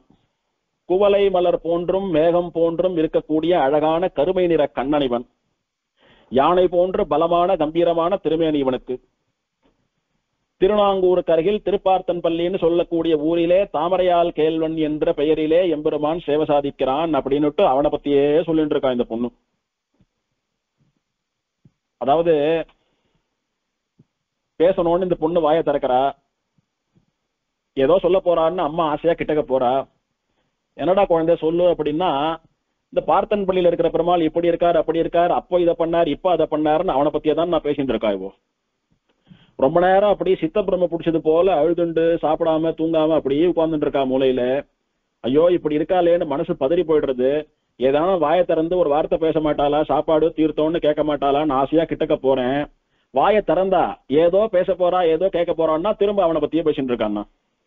இப்படி கம்சனுடைய யானைய சம்ஹாரம் பண்ணவன், பூதனைய சம்ஹாரம் பண்ணவன், 4 வேதங்களும் பின்தொடர்ந்து ஓடி கூட அந்த வேதங்களுக்கு காட்சி தராத ஒரு ஏற்றம் மிக்க பெருமாள். வேதங்களால கூட இவனை தேடி கண்டுபிடிக்க முடியல. சமுத்திரத்துக்கு நடுவே பாலம் கட்டி சமுத்திரத்தை கடந்து இலங்கை அரசனான ராவணனை சம்ஹாரம் பண்ணி சீதையை மீட்ட ராமனிவன். வானரப்படைகளுக்கெல்லாம் தலைவனா இருந்த ஆஞ்சநேயன் சுக்ரீவன் முதலியவர்களுக்கெல்லாம் கூட சுவாமி. அழகான வில்லை கையிலே வைத்துக் கொண்டிருக்கக்கூடிய கோலவில்லி. பிரளய காலத்திலே அண்டசராசரங்களை எல்லாம் கூட சாப்பிட்டு சிருஷ்டி காலத்திலே உமிழ்ந்த பெருமாள் பரம்பொருள். நான்மறைகள் தேடி என்றும் காணமாட்டா செல்வன். வேதங்களாலே கூட இவனுடைய பெருமையை உள்ளதுபடி அறிந்து கொள்ள முடியாது. இந்த லோகமே கொண்டாடக்கூடிய பெருமாள், தேவர்களுக்கெல்லாம் அதிபதி, கண்ணன், எல்லோரும் காதல் செய்யும்படியான பக்தர்களுக்கெல்லாம் அனுகிரகம் பண்ணக்கூடிய தெய்வமாக இருக்கிறவன், 7 உலகங்களுக்கும் முதல்வன் அப்படின்னு எல்லாம் பல விஷயங்களை சொல்லி சொல்லி வாயை திறந்தாலே அந்த பெருமாள் பத்தி தானா பேசிட்டு இருக்கா. என்ன எப்ப பாரு பெருமாளை பத்தி பேசிட்டு இருக்காளே, இவ எப்படி பிழைக்க போறான்னு பாக்குறவாள் எல்லாம் கிண்டல் பண்றான்னா, இந்த மாதிரி மத்தவா பார்த்து பரிகாசம் பண்ற என்னுடைய பொண்ணுடைய நிலைமை ஆயிடுத்து, அவளுக்கு எப்போ இந்த பைத்தியம் தெளியோன்னு இந்த தாயாரானவள் வருந்துவது போல அமைந்த பாசுரம். இந்த பாசுரம் ரொம்ப ஆச்சரியமான பாசுரம். கவலையானை கொம்புசித்த கண்ணன் என்றும் காமரு சீர் குவலை மேக மன்னமேனி கொண்ட கோன் என்னான என்றும் தவளமாட நீடு நாங்கை தாமரையால் கேள்வன் என்றும் பவளவாயால் என்மடந்தை பார்த்தன் பள்ளி பாடுவாலே. என்னுடைய பெண் மடந்தைன்னா மடப்பெண். ஏதோ கண்ணுக்கு பிடித்த நமக்கு சமானமான ஒரு பையனை பார்த்தோமா கல்யாணம் பண்ணிட்டு வாழ்ந்தோமான்னு இல்லாம பண்ணா பெருமாளைத்தான் பண்ணுவேன்னு தெய்வத்தை எதிர்பார்த்து நிற்கிறாளே, இவளுடைய மடத்தனத்தை நான் என்னன்னு சொல்றது? என்ன சொல்றா பாருங்கோ. யானைய சம்ஹாரம் பண்ணான்னு கண்ணன்னு சொல்றா, எனக்கு தலைவன்னு சொல்றா, தாமரையால் கேள்வன்னு வேற சொல்றா. அவனை கல்யாணம் ஆயிடுத்து, ஆமடையா பேரு தாமரையால்னு பேரு, அவளுடைய கணவன்னு சொல்லிட்டு அவனைத்தான் கல்யாணம் பண்ணிப்பேன்னு புலம்புறாளே மடப்பெண். என்னன்னா பண்ணுவேன்னா அப்படின்னு புலம்புறா. பார்த்தன் பள்ளி பாடுவாளே, அவன் எழுந்தருள் இருக்கக்கூடிய திருப்பார்த்தன் பள்ளியத்தான் அதை பத்தி தான் பேசுறாய்வோ. என்ன நடக்கிறது இங்கன்னா, திருநாங்கூர் திருப்பதிகள் 11ல கடைசி திருப்பதின்னு பார்த்தோம். மத்த 10 திருப்பதி எம்பெருமான்களையும் அனுபவித்துக் கொண்டே வரார் ஆழ்வார். அப்படி வந்தவர் ஒரு இடத்துல ஒரு அனுபவம். ஒரு இடத்துல திருமந்திரத்தை உபதேசம் வாங்கிக்கிறார், ஒரு இடத்துல அதனுடைய அர்த்தம் புரியணும்னு பிரார்த்திக்கிறார், ஒரு இடத்துல அதிலே சொல்லப்பட்ட நிஷ்டை கை கூடணும்னு பிரார்த்திக்கிறார், ஒரு இடத்திலே திருமந்திர ஜபம் பண்ணுகிற போது மனசிலே தியானிக்க வேண்டிய பெருமாள் சேவை சாதிக்கணும்னு பிரார்த்தித்து வைகுண்டநாதன் சேவை கொடுக்கிறான். ஒரு இடத்துல போய் சரணாகதி பண்றார், ஒரு இடத்துல நீதான் சரணாகத்தின்னு சொல்றார், ஒரு இடத்துல சரணாகதி பண்றார். இப்படி அப்படியே ஒரு இடத்துல ஒரு அனுபவமா வாய்ச்சுண்டு வந்த ஆழ்வார் கடைசியா திருவல்லக்குளம் திவதேசத்திலே சரணாகதி பண்ணிட்டார். ஏன்னா அகலகில்லேன் இறையும் என்று அலர்மேல் மங்கை உரை மார்பனான திருவேங்கடமுடையான் பூவார் திருமகள் புல்கிய மார்பனாக அங்கே எழுந்தருள் இருக்கிறான் அண்ணன் கோவில்ல. அதனால பெருமாளும் பிராட்டியுமா சேர்ந்து இருக்கிற சேர்த்தி தான் சரணாகதி பண்றதுக்கு சரின்னு சரணாகதி பண்ணி ஆயிடுத்தாங்க. இப்ப என்ன நினைக்கிறார் தெரியுமோ, பெருமாள் திருவடிகள்ல சரணாகதி பண்ணி ஆயிடுத்து, நாம பிரபன்னன். என்னைக்கு இந்த சரீரத்தில இருந்து ஆத்மா பிரியறதோ அன்னைக்கு அந்த ஆத்மா பெருமாள் திருவடியை சேர போறது. ஏதத் தேகாவசானேமாம் தத்பாதம் பிராபய ஸ்வயம். இந்த சரீரம் உழும்போது வேற ஒரு சரீரத்திலே இந்த ஆத்மாவை நுழைக்காமல் உன் திருவடியிலே சேர்த்துக் கொள்ள வேண்டும்னு தான் சரணாகதி பண்ணி பிரார்த்திக்கிறோம் பரநியாசத்திலே. அப்ப சரீரம் இருக்கிற வரைக்கும் வாழ்ந்து ஆகணும். எப்படி வாழணும்? எம்பெருமானுக்கு அடிமை என்று அவனுடைய பக்தன் பிரபன்னன் என்று சரணாகதன் என்று நாம் சரணாகதி பண்ணின்றபடியினாலே பாக்கி இருக்கக்கூடிய வாழ்நாள அவனுடைய அடிமையா அவனுக்கு கைங்கரியம் பண்ணக்கூடிய அந்தரங்க கைங்கரிய பரனாதான் கழிக்கணும். இவர் பார்த்தார்னு சொல்லக்கூடாது, இவள் பார்த்தால். பரகால நாயகி ஒன்னும் இந்த பொண்ணு பார்த்தா பெருமாளுக்கு அந்தரங்கமா கைங்கரியம் பண்ணணும்னா யார் பண்ண முடியும்? என்னதான் பக்தாலாம் கைங்கரியம் பண்ணாலும் ஒரு அளவுக்கு தானே பண்ண முடியும். அந்தரங்கமா எல்லா கைங்கரியங்களையும் பண்ணணும். பெருமாளுக்கு திருமஞ்சனம் பண்ணி வைக்கிறது, கைய கால் அமைக்க விடுறது, பெருமாள் படுத்துக்கிறச்ச அவர் கால் அமைக்க விடுறது, விசிறது, சாதம் ஊட்டுறது, இதெல்லாம் பண்ணணும்னா வேற வழியே இல்ல. பெருமாளை கல்யாணம் பண்ணிக்க வேண்டியதுதான். பெருமாளுடைய பத்னிமார்கள்ல ஆமடியாளா ஒருத்தியா மாறிட வேண்டியதுதான். ஏன்னா பெருமாளுக்கு எல்லா விதமான அந்தரங்க கைங்கரியங்களையும் அடிமைகளையும் செய்வது பிராட்டிமார்கள் தான். அதனால நாமளும் ஒரு பிராட்டியா மாறிட்டோமானா நமக்கும் எல்லா அந்தரங்க கைங்கரியங்களையும் பெருமாள் பக்கத்திலேயே இருந்துட்டு பிரியாம செய்யக்கூடிய பாக்கியமானது கிடைக்கும். இதை விட ஒரு வசந்த கைங்கரியம் பிரபன்னனுக்கு இருக்க முடியுமா? சரணாகதி ஆயிடுத்து, வேற வழியே இல்ல, பிராட்டியா மாறினாதான் அவன் பக்கத்திலேயே இருக்க முடியும். அதனால பரகாலன் பரகால நாயகி என்கிற பாவத்தை ஏறிட்டு கொண்டு பரகால நாயகியா பாட ஆரம்பிக்கிறான். பாடி, நான் யாரிடத்திலே சரணாகதி பண்ணேன்னு தெரியுமோ?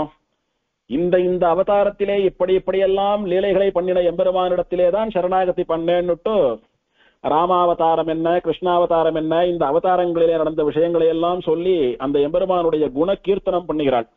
நாம் எல்லாம் தினம் பண்ண வேண்டியது. பெருமாளுடைய பிரபாவத்தையும் ஆச்சாரியனுடைய பிரபாவத்தையும் தினம் சொல்லணும். ஒண்ணு பாசுரமாவோ ஸ்தோத்திரமாவோ இல்ல வாயில கதையாவோ எப்படியோ சொல்லணும். அத ஆழ்வார் இந்த பெண் பரகால நாயகி பாசுரமா சொல்றா. சொல்லி அந்த எம்பெருமானுக்கு நான் பள்ளி வரைக்கும், அதாவது சயனிச்சு கொண்டிருக்கக்கூடிய நிலை வரைக்கும் அந்தரங்கமான கைங்கரியங்களை பண்ண வேணுமானா வேற வழியே இல்ல, பேர்லயே பள்ளின்னு வச்சுட்டு இருக்கிற பார்த்தன் பள்ளிக்கு போனாதான் நடக்கும். அதனால அந்த பார்த்தன் பள்ளியை பாடினால் பார்த்தனுக்கு சேவை சாதித்த தாமரையால் கேள்வன் இருக்கிறானே அவனுடைய நாயகியாக அவன் பள்ளி கொள்ளக்கூடிய அந்த சயன திருக்கோலத்திலே கூட நான் அந்தரங்க கைங்கரியங்களை செய்யக்கூடிய பெண்ணாக மாறிவிடுவேன்னு இவளுடைய எண்ணம். இந்த உத்தமமான உசந்த நோக்கம் தெரியாமல் சாமான்யமான தாய் இவளை மடந்தை மடப்பெண் என்று சொல்லுகிற அவள்தான் மடந்தை மடப்பெண். அவள் புலம்புகிறாள். அப்படி அமையக்கூடியதான பாசுரம். அந்தரங்க கைங்கரியம் பண்ண வேணும்னுட்டு தாயாரா மாறுட்டார் ஆழ்வார். கஞ்சன் விட்ட வெஞ்சனத்த களிரடர்த்த கால என்றும் வஞ்சமேவி வந்த பேயின் உயிரை உண்டமாயன் என்றும்.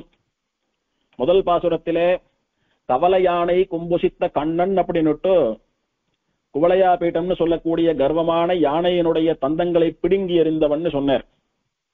யானையினுடைய தந்தத்தை பிடுங்கிட்டா பெரிய வீரனா உங்க சுவாமி அப்படின்னு கேட்டா, அந்த தந்தங்களை பிடுங்கி எறிந்தவன் மட்டுமல்ல, கஞ்சன் விட்ட வெஞ்சினத்தை களிர அடர்த்த காலை, அந்த யானைய தந்தத்தை பிடுங்கி என்ன பண்ணான்? சம்ஹாரம் பண்ணிட்டான். அவனிடத்துல யாரும் வாலாட்ட முடியாது.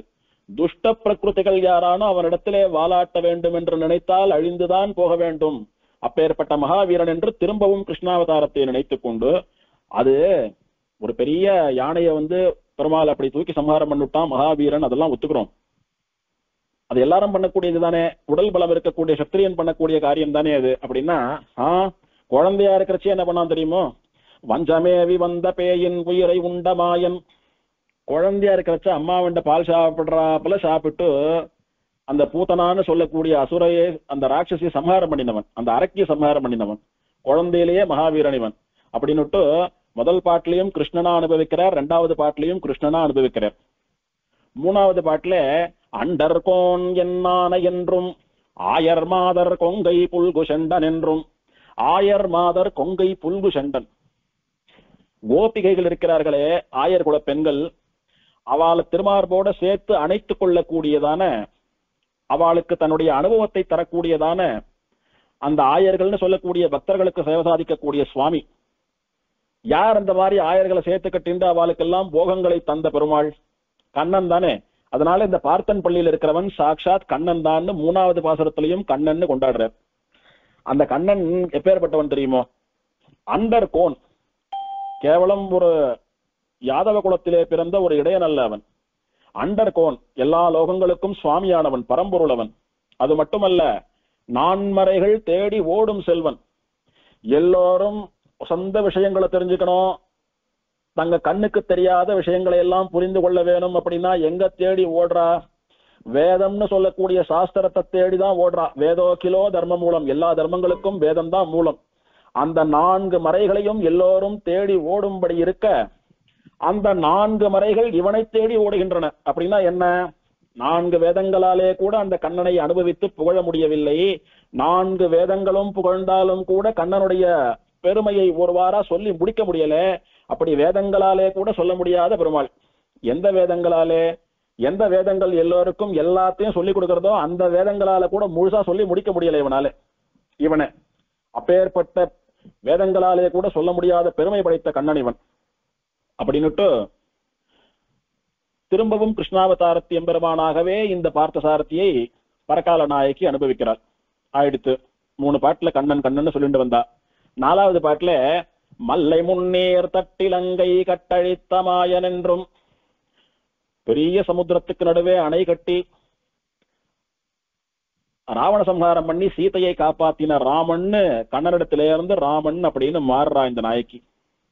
இதுக்குதான் பெரியவா சொல்றா, திருவள்ளியங்குடி கோலவெள்ளி ராமனை இன்னும் பாடல, இங்க வந்து பாடுவார் அப்படின்னு தெரிஞ்சுட்டு வர வரைக்கும் கூட பொறுமை காக்க முடியாத பெருமாள் இந்த நாயகியினுடைய மனசுல போய் சேவை சாதித்து தன்னையும் பாடுமாறு பாட்டு வாங்கிட்டான். வந்து சேவை கொடுக்கிற பெருமாளையும் பாடியாகணும், விட முடியாது. இப்ப பாடின்னு இருக்கிற கண்ணனையும் பாடணும், விட முடியாது. அதனால அந்த கோலவில்லி ராமனை இந்த திருப்பார் தென்பள்ளியிலே கண்டேனேன்ற மாதிரி 2 பேரையும் சேர்த்து பாடிட்டான் ஆச்சியார் சமர்த்தனமா. இங்கே அடுத்த பாட்டிலையும் வந்தார் ஒரு பாட்டு தானான்னு கேட்டக்கூடாது. திருநின்ற ஊர் பெருமாள் கேட்டது போல ஒரு பாட்டு தான் வாங்கிட்டு வந்த திவ்யதேசம்னு கணக்கு வந்தாலும் கூட ஒரே பாட்டு வாங்கின திவ்யதேசம்னு எல்லாரும் கிண்டல் பண்ணுவா. போய் இன்னொரு பாட்டு வாங்கிட்டு வாங்கன்னு தாயார் அனுப்பக்கூடாது. அதனால சுவாமி இதெல்லாம் பல ஊர்ல பார்த்தாயிடுத்து, இருங்கோ இருந்து கையோட 2 பாட்டு வாங்கிட்டு போயிடுங்கன்னுட்டு 2வது பாட்டு அவனுக்கே பாடுறார் ஆழ்வார். அறக்கராவி மால அன்று ஆழ்கடல் சூழ் இலங்கை செற்ற குரக்கரசனே என்றும் கோலவில்லி என்றும் அப்படின்னுட்டு வானரப்படைகளை கொண்டு அந்த வானரப்படைகளுக்கெல்லாம் சுவாமியா தலைமை தாங்கி லங்கையை சம்ஹாரம் பண்ணின ராவணனை சம்ஹாரம் பண்ணின எம்பெருமானே கோல வில்லி. வில்லி அப்படின்னா வில்லை ஏந்தியவன், கோலம் அப்படின்னா அழகு, கோலவில்லின்னா அழகிய வில்லை கையில் ஏந்திய ராமன் அப்படின்னுட்டு மங்களாதாசனம் பண்றார். இந்த கோலவில்லி ராமன் என்பதுதான் திருவள்ளியங்குடி எம்பெருமானுக்கும் திருநாமம், இங்கே எழுந்தருள் இருக்கக்கூடிய பெருமாளுக்கும் திருநாமம். இங்க கண்ணன் தாமரையால் கேள்வன் என்கிற பார்த்தசாரதி, ராமன் கோலவில்லி ராமன். அதனாலதான் பிரத்யேகமா இந்த 2 பாசுரங்களுக்காக, குறிப்பா இந்த கோலவில்லி என்கிற பதத்துக்காக இதை வாங்கிக்கணுன்றதுக்காக பெருமாள் இங்க வந்து சேவை கொடுத்தான். அந்த பெருமாள் தான் தனி கோயில்ல இருந்து இப்ப கோவில்ல தனி சன்னதியில் இருக்கான், அவனையும் சேவிக்க வேண்டியது. அது மட்டுமல்ல, கிருஷ்ணாவதாரம் பண்ணினா, ராமாவதாரம் பண்ணினா, இவனை சம்ஹாரம் பண்ணா அவனை சம்ஹாரம் பண்ணான்னு சொல்றாங்களே, அதெல்லாம் பெரிய விஷயமா அவனுடைய சக்திக்கு? இல்ல, அவனுடைய பெருமையை நான் முழுசா சொல்லி முடிக்கல, உள்ளது உள்ளபடி சொல்றேன் கேளுங்க. ஞாலம் முற்றும் உண்டு உமிழ்ந்தநாதன் என்றும், பிரளய காலத்திலே அண்டசராசரங்களை எல்லாம் கூட உண்டு தன் வயிற்றுல வச்சுட்டு பிறகு சிருஷ்டி காலத்திலே உமிழ்ந்த பெருமாள். அப்படின்னா பிரளயமாட்டம், சிருஷ்டியாட்டம், ரட்சணமாட்டம் எல்லாம் இவன் தான் பண்ணணும். எல்லோருக்கும் சுவாமி இவன் அப்படின்னுட்டு பரம்பொருள்னு காட்டி கொடுக்கிறார். நாடியந்தன் உள்ளம் கொண்ட நாதன் என்றும் நான் மறைகள் தேடி என்றும் காண மாட்டா செல்வன் என்றும். இதுல ஒரு விஷயம் நன்னா அனுபவிக்க வேண்டியது. நாடி எந்தன் உள்ளம் கொண்ட நாதன். நான் இந்த பெருமாளை தேடிண்டு அவன் இருக்கிற இடத்துக்கு போகல, அந்த எம்பெருமான் நான் இருக்கிற இடம் தேடி வந்து என் மனசுல புகுந்து நீ என்னோடதான் இருக்கணும்னு தன்னுடைய அழகை காட்டி கொடுத்து தன் திருவடிகளிலே சரணாகதி பண்ணுமாறு பண்ணி என்னை விட்டு பிரியாமல் என் வாயில பாட்டை பாடிட்டு இருக்கான் அந்த எம்பெருமான், என் வாயால பாட்டு வாங்கிட்டு இருக்கான் அந்த எம்பெருமான். அப்படி அவன் நாடி வந்து எந்த உள்ளத்திலே கோயில் கொண்ட நாதன். கோயில் கொண்டு என்னன்னு கோயில் கொண்டான்? பெருமாள் தெய்வம்னு கோயில் கொள்ளல, நாதன்னு கோயில் கொண்டான். பரகால நாயகியே நான் உனக்கு கணவன் என்று என் கைப்பிடித்த மணாளனாக வந்து கோயில் கொண்டான். சொல்லிட்டு வந்தவன் யார் தெரியுமா? சாதாரணமானவன் இல்ல, நான்மறைகள் தேடி என்றும் காண மாட்டா செல்வன். இதுக்கு முன்னால ஒரு பாட்டுல என்ன சொன்னார்? நான்மறைகள் தேடி ஓடும் செல்வன் சொன்னார். 4 வேதங்களும் பெருமாளை முழுசா தெரிஞ்சுக்கணும்னு பின்னாடியே ஓடுறது இன்னும் தெரிஞ்சுக்க முடியல. இப்ப ஆழ்வார் முடிவை சொல்லிட்டார், நீங்க எத்தனை காலத்துக்கு ஓடினாலும் உள்ளது உள்ளபடி அவனை முழுசா தெரிஞ்சுக்க முடியாதுன்னு வேதங்களை பார்த்து சொல்றார். இதுக்கு என்ன தாத்பரியம்னா, 4 வேதங்களும் தேடி என்றும் காண மாட்டா செல்வன், என்னைக்குமே தெரிஞ்சுக்க முடியாதபடி இருக்கக்கூடிய பெருமை படைத்தவன். அவ்வளோ வசந்த சுவாமி. நான் தேடி அவனை போகல, அவன் என்னை தேடி வந்து என் உள்ளத்திலே கொள்ளை கொண்டு கோயில் கொண்டு என்னை தன்னுடைய மனைவியாக கைவிடித்து எனக்கு நாதனாக இருக்கிறான் அப்படின்னுட்டு பெருமாள் தன்னை ஏத்துண்டதை இந்த பரகால நாயகி வெளியிடுகிறார். அப்படி ஆச்சரியமா பெருமாள் பக்தர்களுக்காக இறங்கி வரக்கூடியவன் என்பதை தெரிவிக்கிறார். தென் திசைக்கு திலத மன்னமரையோர் நாங்கை தேவதேவன் என்றென்று ஓதி பலரும் ஏச என் மடந்தை பார்த்தன் பள்ளி பாடுவாலே. இந்த திருநாங்கூர் திவிதேசம் இருக்கிறது தென்னாட்டுக்கு திலகம் போல திகழ்வது. ஏன்னா அத்தனை அழகான இயற்கை வளங்கள், பூமி தேவி மகிழ்ந்து சிரிப்பது போல இருக்கக்கூடிய முகம், பூமி தேவிக்கு திலகம் வைத்தது போல நிறைய பெருமாள்கள்லாம் கோயில் கொண்டு எழுந்துள்ள இருக்கக்கூடிய இடம், ஆச்சரியமான வேத வேதாந்தங்களை கற்று அனுஷ்டானங்கள் பண்ணக்கூடிய பிராமணர்களாலே அழகு செய்யப்பட்ட இடம், எப்போதும் வேதம் சாஸ்திரம் புராணம் பிரவச்சனம் ஆட்டம் பாட்டம் கொண்டாட்டம் உற்சவங்கள் என்று 11 பெருமாள் இருக்கா, 12 மாசம் இருக்கு, ஒரு மாசம் ஒருத்தருக்கு உற்சவம், ஊரே களை கட்டுறது. அப்படியே மேல இருந்து ஏரியல் வியூல பார்த்தா இந்த தெற்கு திசைக்கு இதுதான் திலகம்னு சொல்லும்படியா ஆச்சரியமா இருக்கக்கூடிய திவ்யதேசம் இந்த திருநாங்கூர். அதிலே இருக்கக்கூடிய தேவதேவன், தெய்வங்களுக்கெல்லாம் தெய்வமான எம்பெருமான் இவன் இருக்கிறானே, அவனை பத்தி என்னாவும் பொண்ணு பாடின்னு இருக்கா. அவ்வளவு பெரிய சுவாமி வந்து கேவலம் உன் பொண்ணு கைய பிடிப்பானா அப்படின்னு பலரும் ஏச, எல்லோரும் பரிகாசம் பண்ணும்படியாக என்னுடைய மடப்பெண் பார்த்தன்பள்ளின்னு பாடின்னு இருக்கா அப்படின்னு வருந்துறா தாயார். கண்ணன் என்றும் இத்தனை பாசுரத்தினாலே அவன் கண்ணன்னு சொன்னினர். வானவர்கள் காதலித்து மலர்கள் தூவும் எண்ணன் என்றும், தேவர்கள் என்ன நித்திய சூரிகள் என்ன இவெல்லாம் கூட புஷ்பங்களை இட்டு பூஜை பண்ணக்கூடிய எம்பெருமான் என்றும், இன்பன் என்றும் எல்லோருக்கும் இன்பத்தை ஆனந்தத்தை தரக்கூடியவன் என்றும், 7 உலகுக்கு ஆதி என்றும், எல்லா உலகங்களுக்கும் சுவாமி, எல்லா உலகங்களையும் படைத்த பரம்பொருள் என்றும் சொல்லி இந்த எம்பெருமானுடைய பெருமைகளை எல்லாம் பாடிக்கொண்டிருக்கிறாள் என்னுடைய பெண்ணு தெரிவிக்கிறான். கடைசி பாட்டுல பாருள் நல்ல மறையோர் நாங்கை பார்த்தன் பள்ளி செங்கன் மாலை, இந்த லோகத்திலே நல்ல வேதாத்தியனம் பண்ணி அனுஷ்டானங்களை பண்ணி கொண்டிருக்கக்கூடிய திருநாங்கூர் பிராமணர்கள் சூழ்ந்த திருப்பார்த்தன் பள்ளின்னு சொல்லக்கூடிய திவதேசத்திலே செம்மையான தாமரை போன்று செந்தாமரை கண்களோட சேவை சாதிக்கக்கூடிய பெருமாளை, வார்கொள் நல்ல முலைமிடவாள் அழகிய தோற்றத்தை உடைய பரகால நாயகி என்கிற இந்த பெண்ணுடைய தாயார் பாடிய இந்த 10 பாசுரங்களை, திருமங்கையாழ்வார் மூலமாக பாடிய இந்த பாசுரங்களை ஸ்ரத்தையா சொல்றவாளுக்கு என்ன பலன் தெரியுமோ? ஏற்கொள் நல்ல வைகுந்தத்துள் இன்பம் நாளும் எய்துபாரே. இந்த பெண் எப்படி அந்த எம்பெருமானுடைய பாம்பு படுக்கைன்னு சொல்லக்கூடிய சேஷ பரியங்கத்திலே ஏறி அவனுடைய மனைவியாக அவன் அருகிலேயே அமர்ந்து கொண்டு இடைவிடாமல் அவனுக்கு கைங்கரியம் பண்ணணும்னு ஆசைப்பட்டு இந்த 10 பாட்டை பாடினாலோ, அந்த மாதிரி அவளை போலவே இந்த எம்பெருமானிடத்திலே சரணாகதி பண்ணி இந்த 10 பாட்டை பாடுறவா, இந்த பெண் ஆசைப்பட்டது போலவே அவளும் ஸ்ரீவைகுண்டத்திலே சேஷ பரியங்கத்திலே எம்பெருமானுடைய பிராட்டிகளுக்கு சமானமாக அவனுடைய படுக்கையிலே அவனுக்கு அந்தரங்க கைங்கரியம் பண்ணக்கூடிய முக்தாத்மாக்களாக விளங்குவார்கள்னு மோட்சம் பலனா சொல்லப்படுறது. இது ஒரு நல்ல அனுபவம். ஒன்னு யோசிச்சு பாருங்க, பெருமாளுடைய நித்திய சூரிகள்ல பிரதானமா நித்திய சூரிகள்னு சொன்னாலே என்ன சொல்றோம்? அனந்த கருட விஸ்வக்சேனாதிகள்னு சொல்றோம். அனந்தன் கருடன் விஸ்வக்சேனர் முதலானவர்கள்னு சொல்றோம். அதிலே விஸ்வக்சேனர் ஸ்ரீ வைஷ்ணவ பரிஜனங்களுக்கெல்லாம் தலைவரா சேனாதிபதியா இருக்கக்கூடியவர், அவர் விட்டுடலாம். கருடனும் அனந்தாழ்வானும் பெருமாளுக்கு வாகனமா இருக்கக்கூடியவா இல்லையா? ஆனா நன்னா யோசிச்சு பாருங்க, பெருமாளுடைய அடியவர்களான ஆழ்வார்கள் ஆச்சாரியர்கள் இவாளுக்கெல்லாம் உற்சவம் நடக்கிறது, அவதார உற்சவம்.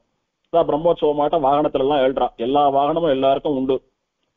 அதுல ஆழ்வார்களுக்காகட்டும் ஆச்சாரியனுக்காகட்டும் சேஷ வாகனம் உண்டு, ஆனால் கருட வாகனம் கிடையாது. யோசிச்சு பார்த்திருக்கீங்களா? ஏன்னா கருட வாகனம்னு சொல்லக்கூடியது பெருமாளுக்கும் பிராட்டிக்கும் மட்டும்தான். பெருமாளும் பிராட்டியும் மட்டும்தான் கருட வாகனத்திலே எழுந்துருள்றவா.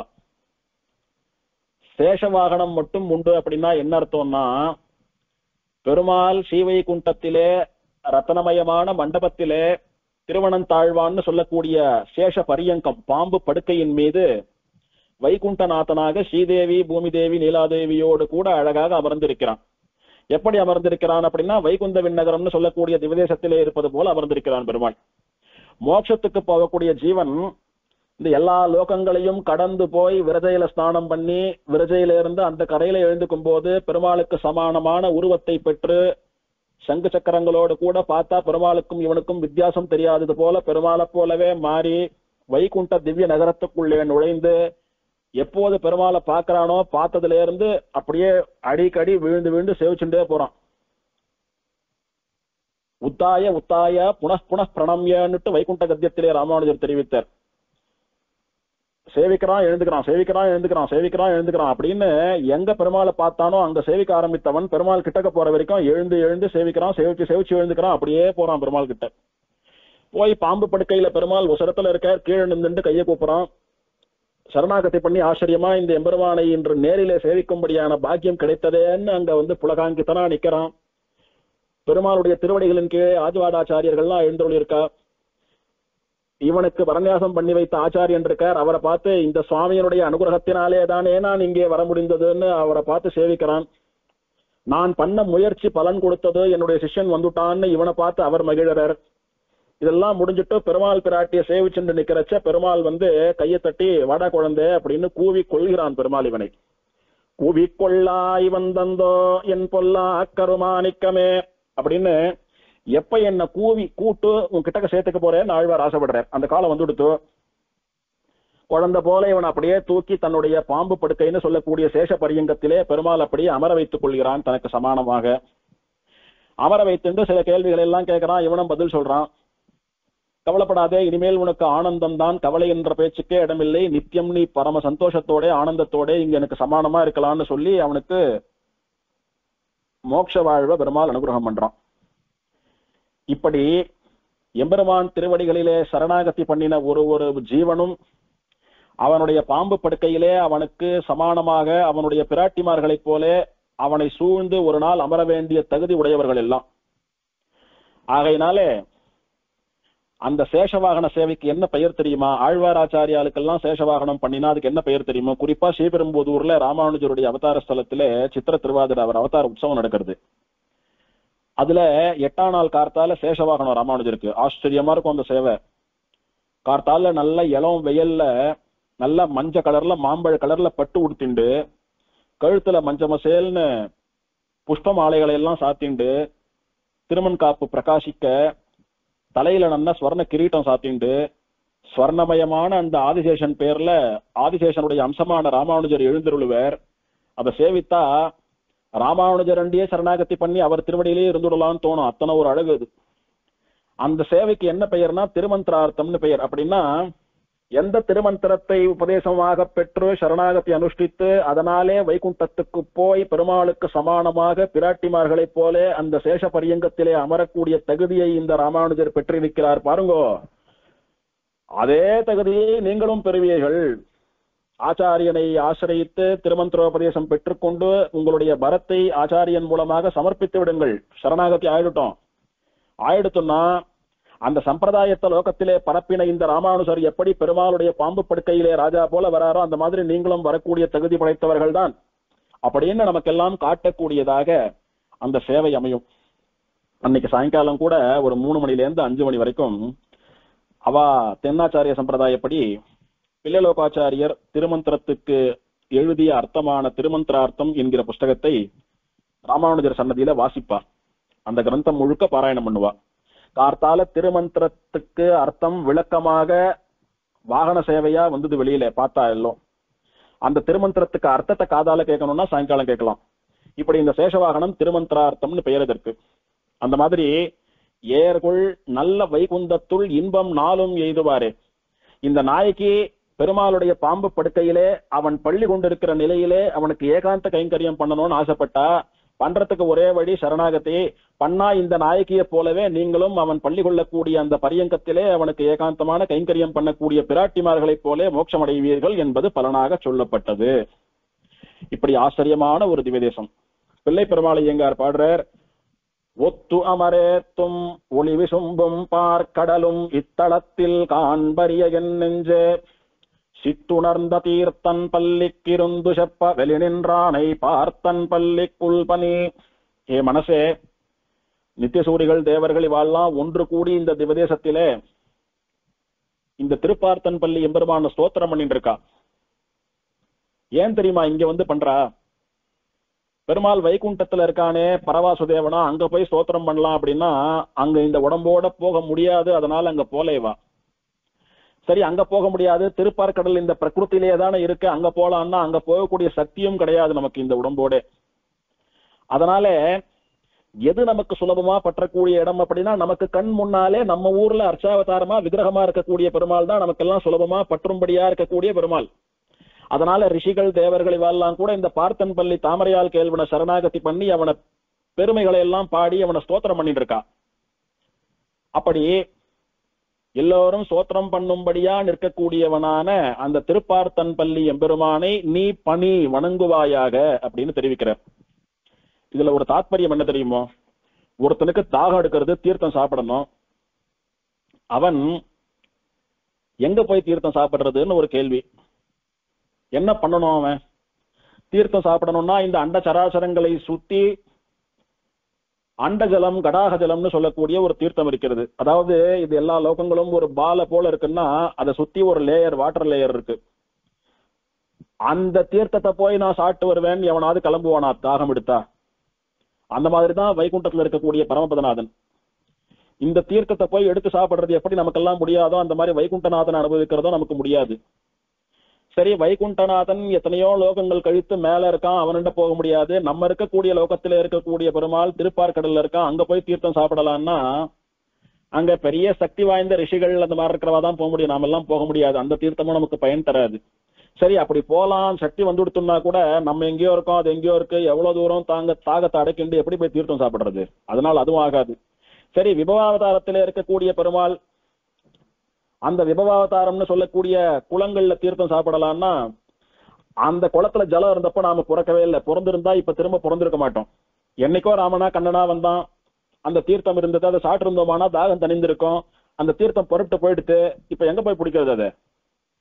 சரி, அந்தர்யாமின்னு சொல்லக்கூடிய பெருமாளை அனுபவித்து தாகம் தீர்த்து கொள்ளலாம் அப்படின்னா அது பூகத ஜலம் போல, அதாவது பூமிக்கு அடியில் இருக்கக்கூடிய கிரவுண்ட் வாட்டர். அது யாரானும் தாகம் எடுக்கிறதுனா அந்நேரத்துக்கு போர் போட்டு கிணறு தோண்டி தீர்த்தம் சாப்பிடுவாளோ? அந்த மாதிரிதான் அவன் அனுபவிக்கிறதெல்லாம் திருமழிசை பிரான் போன்றவர்களுக்கு வேணா கை வரலாம், நமக்கு ஆகாததெல்லாம். சரி, என்னதான் பண்றது? கண்ணெதிர இருக்கக்கூடிய ஒரு கணத்திலேயோ ஆத்துலயோ குளத்திலேயோ தீர்த்தம் சாப்பிட்டு தாகத்தை தணிச்சுக்கிறது தான் புத்திசாலி பண்ணக்கூடிய காரியம். அந்த மாதிரி காட்டாற்று வெள்ளம் போல விபவங்கள், அதில் தேங்கிய மடுக்கள் தான் நற்சைகள். அன்னைக்கு காட்டாற்று வெள்ளம் போல வேகமா பாய்ந்து தன்னுடைய அவதார காலம் முழுக்க எல்லோருடைய தாகத்தையும் தீர்த்து எல்லோருடைய பாவத்தையும் கழுவி எல்லோருக்கும் மோட்சம் கொடுத்தவனா விபவாவதாரத்திலே ராமனா கண்ணனா இருந்தான். அந்த காலத்திலே இல்லாதவாலும் பயன்படுத்தி கொள்ளும்படியாக பயனடையும்படியாக அங்கங்க அப்படியே குளம் போல கொட்டை போல தேங்கி நின்று அர்ச்சாவதாரமா விக்கிரகமா கோவில்ல சேவை சாதிக்கிறான். அந்த அர்ச்சாவதார எம்பெருமானிடத்திலே போய் தீர்த்தம் சாப்பிட்டு நம்மளுடைய தாகத்தை தீர்த்து கொள்ள வேண்டியது. அதனாலே ஒளி விசும்புன்னு சொல்லக்கூடிய பரமபதத்திற்கும் போகாதே, திருப்பார்கடலுக்கும் போகாதே. மனசே, ஏன் எங்க போகாதேன்னு சொல்றேன்னு தெரியுமோ? காண்பறிய என் நெஞ்சே, அதெல்லாம் பாக்குறதுக்கு கஷ்டம், நமக்கு நம்மளால பார்க்க முடியாது. நாம பார்க்கும்படியா பார்த்தனுக்கு அனுகிரகம் பண்ணின இந்த எம்பெருமானை சேவித்து நம்முடைய தாகம் தீரப்பெறுவோம். தாகம்னு சொல்றது சம்சாரமாகிற தாகம் நீங்க பெறுவதை சொல்றார். ஆனா தாகம்னு சாதாரண தாகத்தை சொன்னாலுமே அது பலன் தரும், இந்த ஊர்ல பொருந்தும். எப்படின்னா, அர்ஜுனனுடைய சாதாரண தாகத்தை தீர்க்கறதுக்காக தான் பெருமாள் வந்து கத்தியால கிழிச்சு தீர்த்தத்தை வர வைத்து அவனுடைய தாகத்தை தீர்த்தான். இப்படி தாகத்தை தீர்ப்பவனாகவும் தாபத்தை தீர்ப்பவனாகவும் இருக்கிறான் இந்த திருப்பார்த்தன் பள்ளி எம்பெருமான். அவனை சரணாகதி பண்ணினா வாழும்போது தேவையான எல்லாத்தையும் கொடுத்து வாழ்க்கைக்கு பிறகு மோட்சத்தையும் தருவான் என்று அவனை சரணாகதி பண்ணும்படி தன்னுடைய மட நெஞ்சுக்கு உபதேசம் பண்ணுகிறார் ஐயங்கார். விஷ்ணு ஸ்தலாதர்ஷத்திலே சொல்லப்பட்டதான தியான ஸ்லோகம். ஸ்ரீமத் பார்த்தபுரே ஹரிஸ்து கமலாநாதஸ்ச கங்காசரஸ்தீர்த்தம் திவ்ய விமானமத்ர சுபகம் தத்ஸ்ராவணம் நாமதः தேவி தாமரசாஹ்வயா வருணதிக் சம்வீக்ஷமானோ அர்ஜுன பிரத்யக்ஷः கருணாப்திரத்ர வருணாபீஷ்ட பிரதானிஷம். தாயாருடைய சம்பந்தத்தாலே எம்பெருமானுடைய சம்பந்தத்தாலே சிரேஷ்டமாக விளங்குகிற பார்த்தபுரம் என்கிற திருப்பார்த்தன் பள்ளி என்கிற திவ்யதேசத்தில் ஹரிஸ்து கமலாநாதகா, ஹரின்னு சொல்லக்கூடிய பகவான் என்ன ஹரி? இவன் எதை ஹரித்தவன்?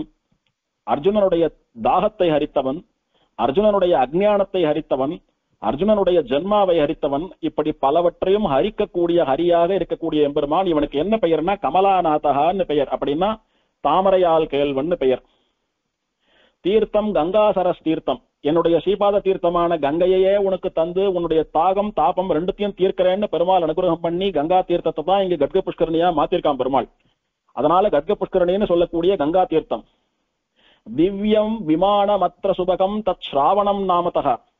தெய்வாம்சம் நிறைந்த விமானம் இருக்கிறதே அது சுபகம், அப்படின்னா அழகான விமானம். அதுக்கு பெயர் என்னன்னா ஸ்ராவண விமானம்னு பெயர் அதற்கு. தேவி தாமரச ஆஹ்வயா, தாயாருக்கு தாமரசா அப்படின்னு பெயர், அப்படின்னா தாமரையிலிருந்து தோன்றியவள், தாமரையால்னு பெயர்.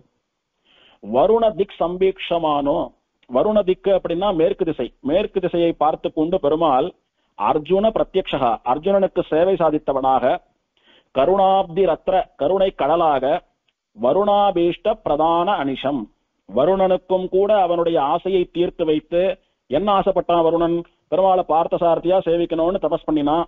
அவனுடைய ஆசையை தீர்த்து வைத்து அவனுடைய அபீஷ்டத்தை பிரதானம் பண்ணி பார்த்த சாரதியா சேவை கொடுத்து, அனிஷம் எப்போதும் கூட சதா சர்வகாலமும் கூட இந்த எம்பெருமான் இங்கே விளங்குகிறான். ஏன் அனிஷம்னு சொல்றாரு அப்படின்னா, என்னைக்கோ அர்ஜுனனுக்கு சேவை கொடுத்தான், என்னைக்கோ வருணனுக்கு சேவை கொடுத்தான், அவ சேவிச்சா விட்டு இவனும் கிளம்பி போயிட்டான்னு இல்லாம அந்த சேவையை எல்லோரும் சேவிக்கணும் என்கிறது போல நாம் எல்லாம் சேவிப்பதற்காக சதா சர்வகாலமும் எப்போதும் எழுந்தருள் இருக்கிறான்னு வர்ணிக்கிறது புராணம். ஸ்ரீமத் பார்த்த புரே ஹரிஸ்து கமலாநாதஸ்ச கங்கா சரஸ்தீர்த்தம் திவ்ய விமானமத்ர சுபகம் தத் ஸ்ராவணம் நாமதः. தேவி தாமரசாஹ்வயா வருணதிக் சம்பீக்ஷமானோ அர்ஜுன பிரத்யக்ஷः கருணாப்திரத்ர வருணாபீஷ்ட பிரதான அனிஷம். பார்த்தபுரம் என்கிற திருப்பார்த்தன்பள்ளி திவ்யதேசத்திலே பெருமாள் தாமரையால் கேள்வன் என்கிற திருநாமத்தோடே தாமரச நாயிகா என்கிற தாயாரோடு கூட ஸ்ராவண விமான நிழலிலே கங்கா தீர்த்தம்னு சொல்லக்கூடிய கட்க புஷ்கரணி கரையிலே மேற்கு நோக்கிய திருமுக மண்டலத்தோடு அர்ஜுனன் வருணன் ருத்ரன் இவாளுக்கெல்லாம் காட்சி கொடுத்து கொண்டு நாமும் சேவிக்கும்படியாக விக்கிரகமாக எப்போதும் எழுந்தருளியிருக்கிறான் அப்படின்றதா ஸ்தலபுராணம். ஸ்ரீமதே கமலாநாயிகா சமேத ஸ்ரீ பார்த்தசாரதி பரபிரம்மணே நமஹ. திருமங்கையாழ்வார் குமுதவல்லி நாச்சியார் திருவடிகளே சரணம். சீரார்த்தூப்புள் திருவேங்கடமுடையான் திருவடிகளே சரணம். இதோட திருநாங்கூர் திருப்பதிகள் 11 முடிவடைகிறது.